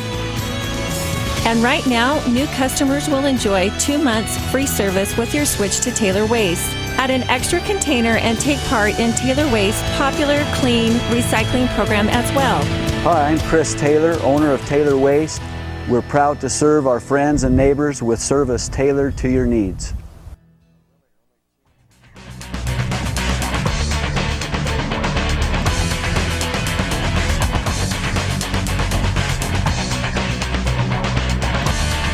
Well, the Marauders special teams looking to be special here tonight with 1:48 left to go, down by 2 touchdowns and 2 two-point conversions. Stranger things have happened. It's getting close to Halloween. Is there a full moon? Here's the snap, and the punt is up. It's high, it's kind of short, and it's taken at the 38 and dropped at the 42. The ball's not dropped, but the runner is. And that's where the Marauders will start their possession. Return that time by Herb Tiffany, and it'll be 1st down and a 58 for Mingus here with 1:39 left to go in the game. Yeah, I imagine they can spend somewhere around as much as 30, 35 seconds to score. Yeah, right. Yeah, not much more than that. And then you got to go onside, get the ball back. And it's kind of concerning that the Marauders the last 2 weeks have scored a touchdown to start the game on their opening drive and not been able to score since. I know. Back-to-back games with 6 points. Yeah. And looking to run. Karen now is sacked. Back at the 35. Number 2 gets in there to make the sack. It looked like he was going to tuck it and run, and then it looks like he broke out of the pocket and initially thought about throwing the ball. Then got caught from behind for a loss of 7 on the play. Brings up 2nd down and 17. Karen from the gun, looking down the field, throwing, and it looked like he's trying to find his freshman, Galloway. Hit him with it, but Galloway unable to come up with a catch, and it falls incomplete. 3rd down and 16 now for the Marauders with 1:11 left to go. 24-8, Flagstaff with the lead here on the Marauder homecoming. Simmons comes in with the play. Do you think he called his number? I would hope so. I know I would. Coach said throw it to me. Yeah. Doesn't matter what the play is. Just look for me wherever I'm at. And the Marauders snap the ball and whistles and flags and stopping the play, which ordinarily means it's on the offense. Is that right, JB? Typically speaking. Yes, typically. Otherwise, you get that free play. Hey, you know what? We did not get any baseball scores. We need to keep our eye on that. The baseball playoffs are underway, and I do remember just from my brief time at home before rushing out here, JB, that Pittsburgh beat St. Louis today in the National League playoffs, so that ties that series up at 1-1. Nice. And then Tampa Bay beat Cleveland last night in their one-game playoffs, or it might have been 2 nights ago, and they will now play Boston. Rolling out, Karen throwing left, has a man, and the catch is made and finally out of bounds. at about the 47-yard line, a gain of about 7 on the play for Mingus. And out of bounds, stops the clock with 63 seconds left to go. It was Garrett Story with the reception. I think it was Alex Rios. I'm sorry, what's his name? Jesse Rios with the reception for Mingus. No, I think Story actually got it, according to the announcer here at the stadium. But I got an update. Believe it or not, Bradshaw is leading Cocoa by a score of 23-20, a close one. Wow, that one's tightened up. Yeah, that one's a lot closer than what I expected. The scoreboard went off, and the referee stopped play. And now the fans rousing the press box here. He didn't break it on purpose. Hey, Tom Pender coming behind us. We saw his freshman team win there Wednesday night, JB. Yeah. Trey Meyer, pretty good-looking football player. Pender nodding his head in agreement for that. That kid looks like he's going to help the Marauders here in the next couple of years, JB. Now we're going to play without a scoreboard. Mingus up 100-0. And looking to throw the ball to the right-hand side. Karen's attempt is incomplete. A flag on the play as Trevor Galloway was ridden like a thoroughbred that time from behind. And looks like the Marauders will get another pass interference call against the Flagstaff Eagles. Well, there was lots of contact while that ball was in the air. And it makes you wonder whether or not somebody's watching this film and they're going to be playing Flagstaff later on, whether or not you start looking to take advantage of that. Well, I've always been a big fan of taking the penalty instead of giving up the big play, especially when the penalty's only 15 yards and the big play could be 50 or a touchdown. And it's frustrating to the quarterback if you look at that, look at it that way too. Yeah, for sure. Well, it says 4th down and 10. Here's the snap. Karen to throw. High. Catch is made, but spinning around and just able to hold on to it is Garrett Story. Now to keep the clock running, which is not good news for Mingus. We have no idea how much time is left. The board is out. This is kind of like playing at North. And it's 2nd down and 8. Looking to throw to the left-hand side. Up top, he's got a man. And the catch is made in the end zone. Touchdown! Marauders punch it in from 37 yards out. Tanner Karen to Jesse Rios and a big TD for Mingus. 28, Jesse Rios. All right, that one just moved up the in the playbook there. That was a nice throw. Oh, just tossed it out there. Look how he got in between the two, the safety and behind the corner. No doubt about it. And there was that cannon we were looking for. Yeah, I want to hear that one again one more or two more times tonight here. Well, we have no idea how much time is left. But the Marauders will go for 2. Trailing by 10. Awaiting the snap. There it is. And Karen rolling right. Karen throwing right, and he's intercepted in the end zone. And that will end the play and pretty much end the game. Yep. Mingus, even with an onside kick recovery here, still needs to score twice with well less than a minute left to play. 24-13. Now would be 24-14. The Marauders down by 10. Of the importance of voting for the Mingus Union High School override. Well, the announcer talking about voting for the override as well, JB. And you were mentioning earlier that is not a new tax. It's not an additional tax. It just keeps things the same, but is able to fund some programs at our local schools that the money is being stripped out from the Arizona government. Yeah, between, as I understand it, between Cottonwood Oak Creek and Mingus, something like $7 million is coming out of their budget over X amount of years, the last X amount of years. I'm not exactly sure on those details, but that's pretty hard. When you lose, I don't know what percentage that is. I got to imagine that's rather significant. With attendance also, with population, number of kids in the schools, and this area is cleared out compared to how it was 10 years ago, Jackie. Well, Mingus, responsive to that, dropped down to Division IV football. Right, remember? Yeah. Now we're back up to 3 somehow. One of the smallest 3s. The smallest, I believe. Here's the onside kick, and Mingus has it. Well, now there's a flag. They may say he touched it before the 50-yard line, which would be illegal touching, one of my favorite calls in football. And It seems like that's what it's going to be. The flag is right before the 50-yard line. They're going to say the Marauders touched it before it got 10 yards. Oh, that was darn close, darn close. Yes, it was. I mean, that was real close. You know, I mean, you practice those, at practice, I don't know how many times you put that one into practice, but nonetheless, then you got to actually do it for real. And you got such a small window. You got to make a football-shaped ball go where you want it to go. Yeah, right? Football shape. Football shape. and you want to get it 10 yards and about 2 inches. You're getting into a really small box that you're trying to kick it to. The youngsters play tomorrow, JB, and for them it's not a 10-yard. It's like you try to kick it 15 or 20 yards in a little area where the guy's not, and then see if you can beat everybody to the ball. Right. Well, that's because when we get to the little guys, there's 8 guys on the receiving team that watch the ball go up and watch it land.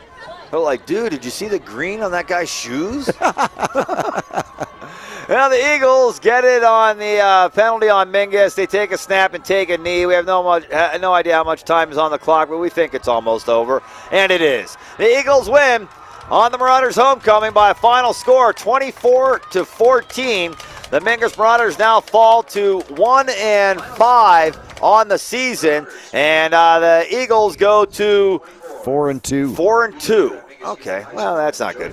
We'll be back with the post-game show brought to you by Digitel Verizon Wireless. The Mingus Marauders lose on homecoming 24-14 to the Flagstaff Eagles. We'll be back with the post-game show brought to you by Verizon Wireless, Digitel, right after this.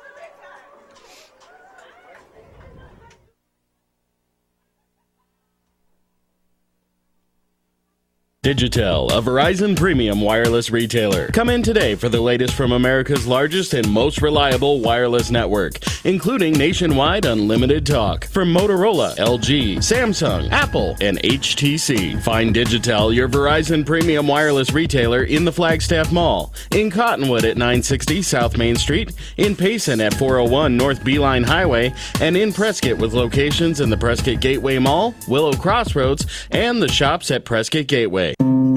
Remember all those rules you heard as a child? Do not play with fire. You'll always remember those rules. Don't sit so close to the screen. But now there are times you may have to challenge those rules. Stay inside the lines. And bending those rules may even lead to a career. Pick up your toys, kids. Imagine all the possibilities. When you venture out to make your life your own, remember the rules, but don't be afraid to take chances. Explore your sense of wonder. Feed your curiosity. Yavapai College. Life explored.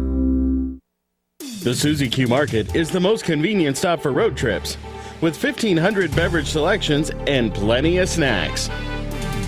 And save on Texaco fuel with your Safeway Rewards card. The Suzy Q drive-thru window is the most convenient way to pick up those essentials on the way home. Road trips start here. With something for everyone. At the Suzy Q Market. Next to KFC on Main Street, Cottonwood. Go Marauders! Would you rather recycle like this or like this? Clean Recycling processes over 95% of the materials collected as opposed to under 20% with other processes. Just add a recycling container and your recycling materials end up recycled instead of in the landfill. Just one of the many reasons Taylor Waste has been voted #1 for the past 8 years in a row. Hi, I'm Chris Taylor, owner of Taylor Waste. We're proud to serve our friends and neighbors with service tailored to your needs. Welcome to the Digitel Verizon Wireless Post-Game Report. Digitel, a Verizon premium wireless retailer in Cottonwood at 960 South Main Street. Stay tuned for a complete wrap-up of tonight's game, including highlights, stats, and the announcement of the player of the game. The Digitel Verizon Wireless Post-Game Report starts now. Here's Zach Calandra.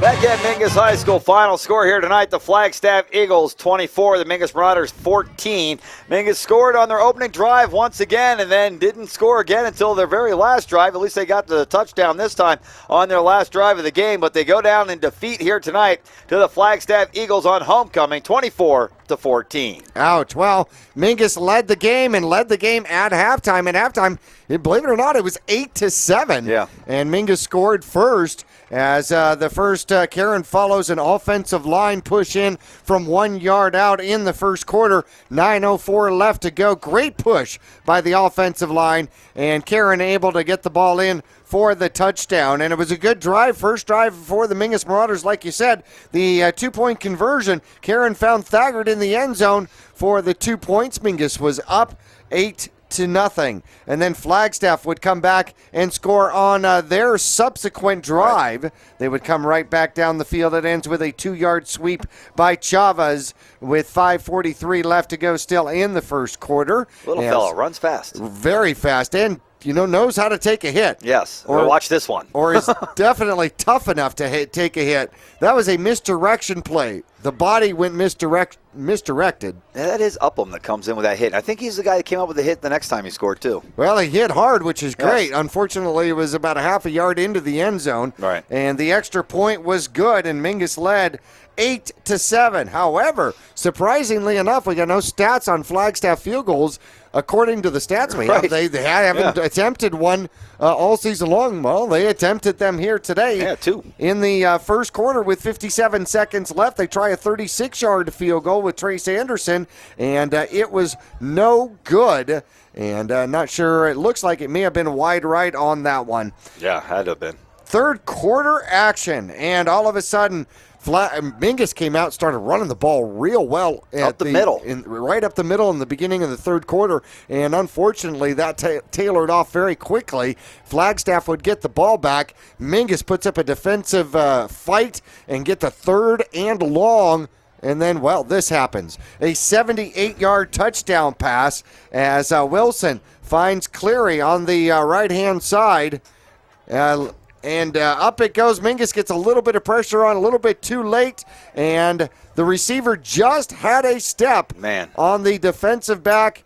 The safety was not anywhere near the play, and it goes 78 yards for the touchdown for Clary. Trace Anderson adds the extra point, and then it was a familiar but ugly score once again. Mingus trailing 14-8, a position they remembered from the week before. Yeah, they remember the end of the game at Bradshaw last week. Looked awfully similar to that. It did. I mean, I had flashbacks and everything. Or maybe that wasn't just the football. All right. Nonetheless, fourth quarter, first play in the fourth quarter, 11:40 left to go. And a fourth and a long once again. Mingus, good defensive stand, but they give up that pass down the middle. And this one goes to Guilford, 26 yards and the touchdown. What I like about Wilson, look how hard and quickly he throws the ball. Lines it on a dart. Mingus just starting to get there.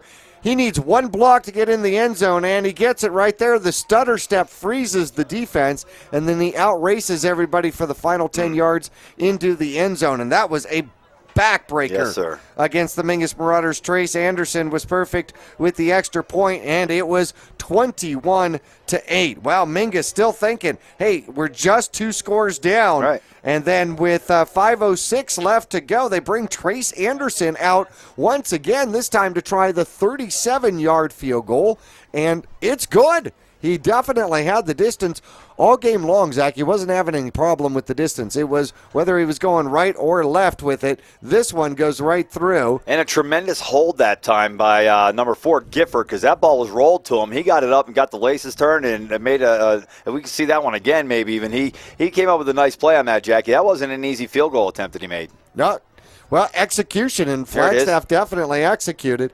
There's the ball. Yep, it was rolled to him, and somehow he did picked get it up off back. His foot. See, that just becomes part of the tee, right? Can you put it on your toe? I don't think so. But he does get it down. Look, laces out. I mean, that was just a nice effort by the holder. How often do you say that? Yeah. A lot. At this level, you say that a lot. You even say that a lot in the collegiate level, too. Yeah, all levels. A holder is such an important position, and people don't give him any respect. And that's a lot of times why you put that quarterback there. Quarterback, they've got the hands for it. Used to taking the snap. Right.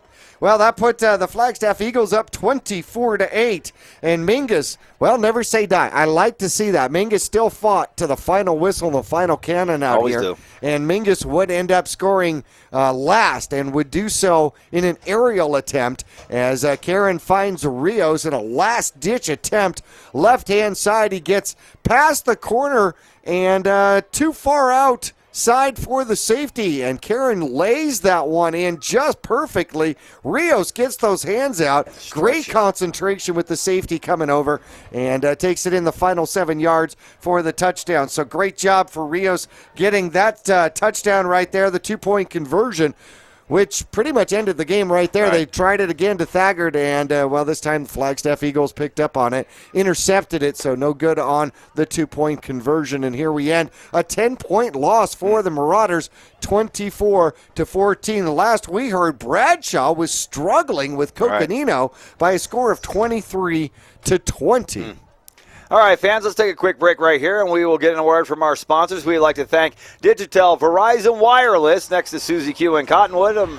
Other places, I guess the mall over in Prescott Valley, lots of different places you can find Digitel and Verizon Wireless. We'd like to thank them for sponsoring Marauder football, and we'll take a break and be back to Mingus High School. Some individual statistics coming up after this.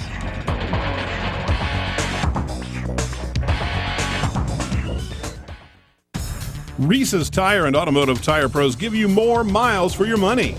Locally owned and grown, Reese's Tire and Automotive Tire Pros will beat any competitor. Bring your best deal and they'll beat it on price, total service, tire quality, and arguably the best nationwide warranty.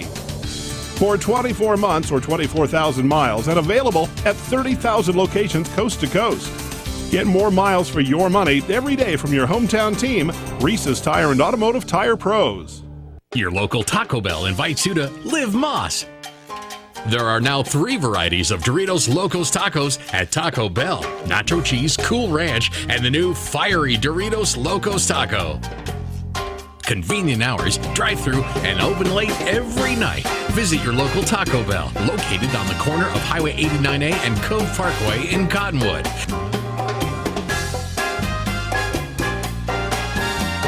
Taco Bell. Live Moss. Hi, I'm John Andretti for Window World, America's largest replacement window company. Made in the USA. That's a powerful statement. It's also our story. Window World was born here, and the products we sell and install are made here. Our stores are locally owned, so your money goes to work here in our community. We think that making American homes more energy efficient goes hand in hand with protecting American jobs. Window World, American made, American owned. Visit the new location at 101 Air Park Road in Cottonwood. Call 649-9111, ROC number 286642. 2 things we can count on every year. A new set of tax rules and great weather here in northern Arizona. Jackson Hewitt Tax Service, locally owned and operated by Lewis Rice since 1997, is here for you all year long. Your neighborhood Jackson Hewitt Tax Office will help you in all of your taxing situations. Electronic filing is always free with your tax preparation at Jackson Hewitt Tax Service. Get more in return. Call 1-800-234-1040 for an office near you. It's time for the year's best deals on the industry's best-selling machines during the Polaris Factory Authorized Clearance. Rebates up to $1,000 and financing as low as 2.99% on machines built to tackle your off-road passions. Hurry to your Polaris dealer today. Deals this good won't last long. Huge rebates and incredible financing going on now during the Polaris Factory Authorized Clearance. Visit Cottonwood Motorsports at Route 260 and Western Drive.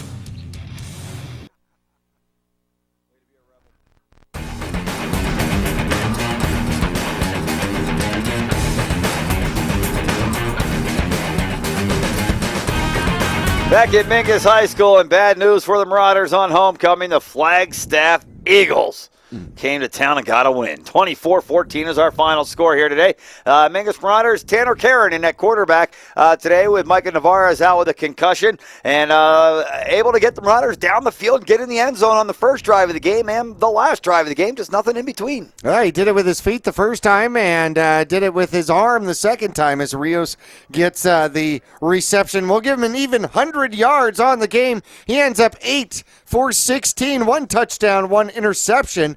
So batting .500 in completion ratio and 100 yards out there. Not too bad for Karen coming in to take the lead for the Marauders here today. Rios ends up with 3 receptions, 69 yards, and 1 touchdown. And Mingus puts up 191 yards of total offense in the game here tonight. Yeah, Mingus Mingus had 380 rushing yards last year against this same Flagstaff squad, and unable to do it here tonight. Dakota Anks ends up with 9 carries and even 50 yards on the game.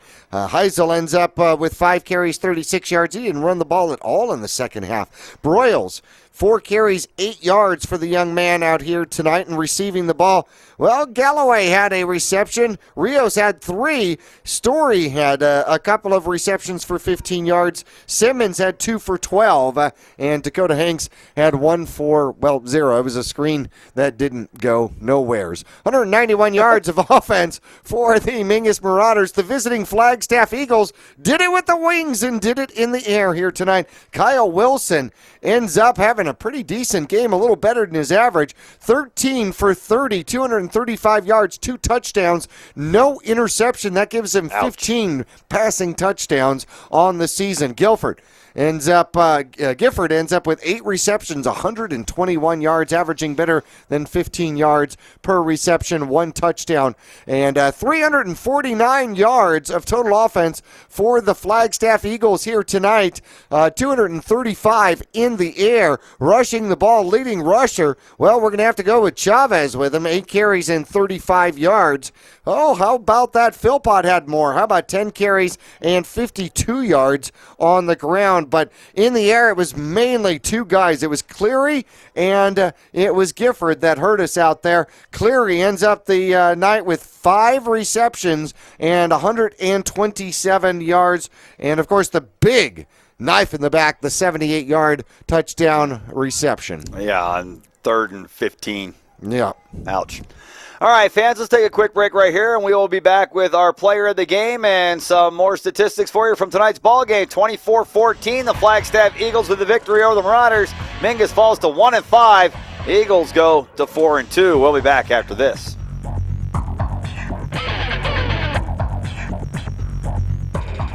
Here in the Verde Valley, it's always a great time to ride. And for all your cycle needs, it's always a great time to visit D&K Service Cycle and ATV. Their certified technicians can keep your street bike or your dirt bike in tip-top shape year-round. Stop in and check out the full inventory of riding gear. At D&K, they can help sell your good used motorcycles too. Go to dkservicecycle.com and find out about the consignment program. D&K Service Cycle and ATV in Cottonwood, a quarter-mile south of Walmart.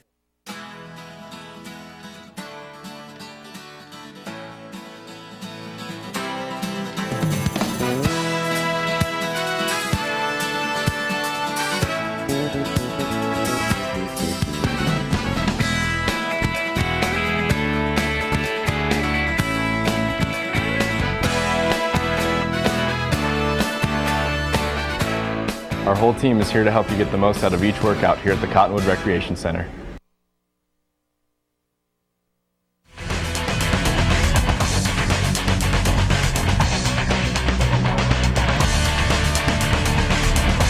Back at Mingus High School, along with Jackie Bessler, I'm Zach Calandra. Final score tonight, 24-14. The Flagstaff Eagles invade the Marauders High School and come away with a victory here tonight. However, we do have a player of the game. We do. To go on the big trailer outside the stadium here tonight. There we go. I got to go with Rios here for our player of the game. Not only the 37-yard receiving touchdown right at the end of the game, the we are not giving up until the last whistle reception. And Karen did a great job putting it to him. And he led the Marauders in total offense here tonight with 69 yards, but also his pass defense. Yeah.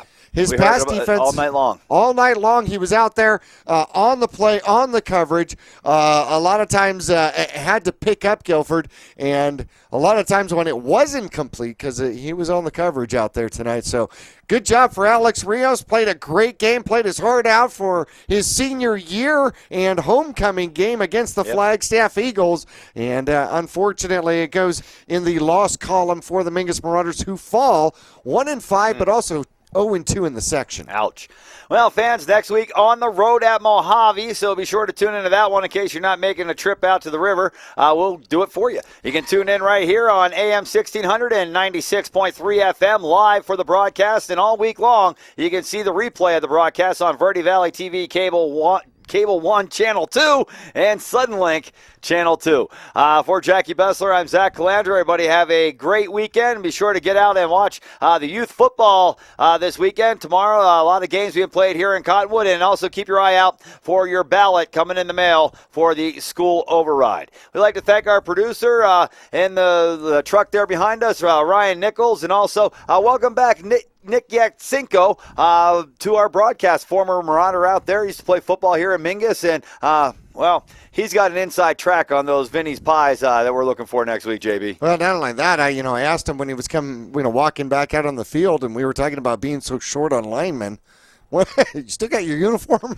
He's still got that youthful look, too, is what he's got going for him. He might pass away on that. There's no doubt. Oh, this kid looks like he's still in high school. He does. Good-looking kid there. All right, fans, we will be on the road next week. Be sure to tune in. We'll have all the live broadcasts for you. And have a great weekend, and keep your eyes out for all the little ghosts and goblins. It won't be long. Halloween coming up soon. We'll talk to you soon.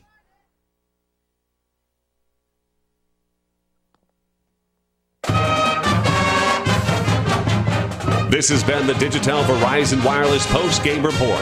Digitel, a Verizon Wireless premium wireless retailer in Cottonwood at 960 South Main Street. Join Yavapai Broadcasting Sports next week for more Mingus Marauder football right here on AM 1600 and Verde Valley Television Cable 1, Channel 2, or online at verdevalleytv.com.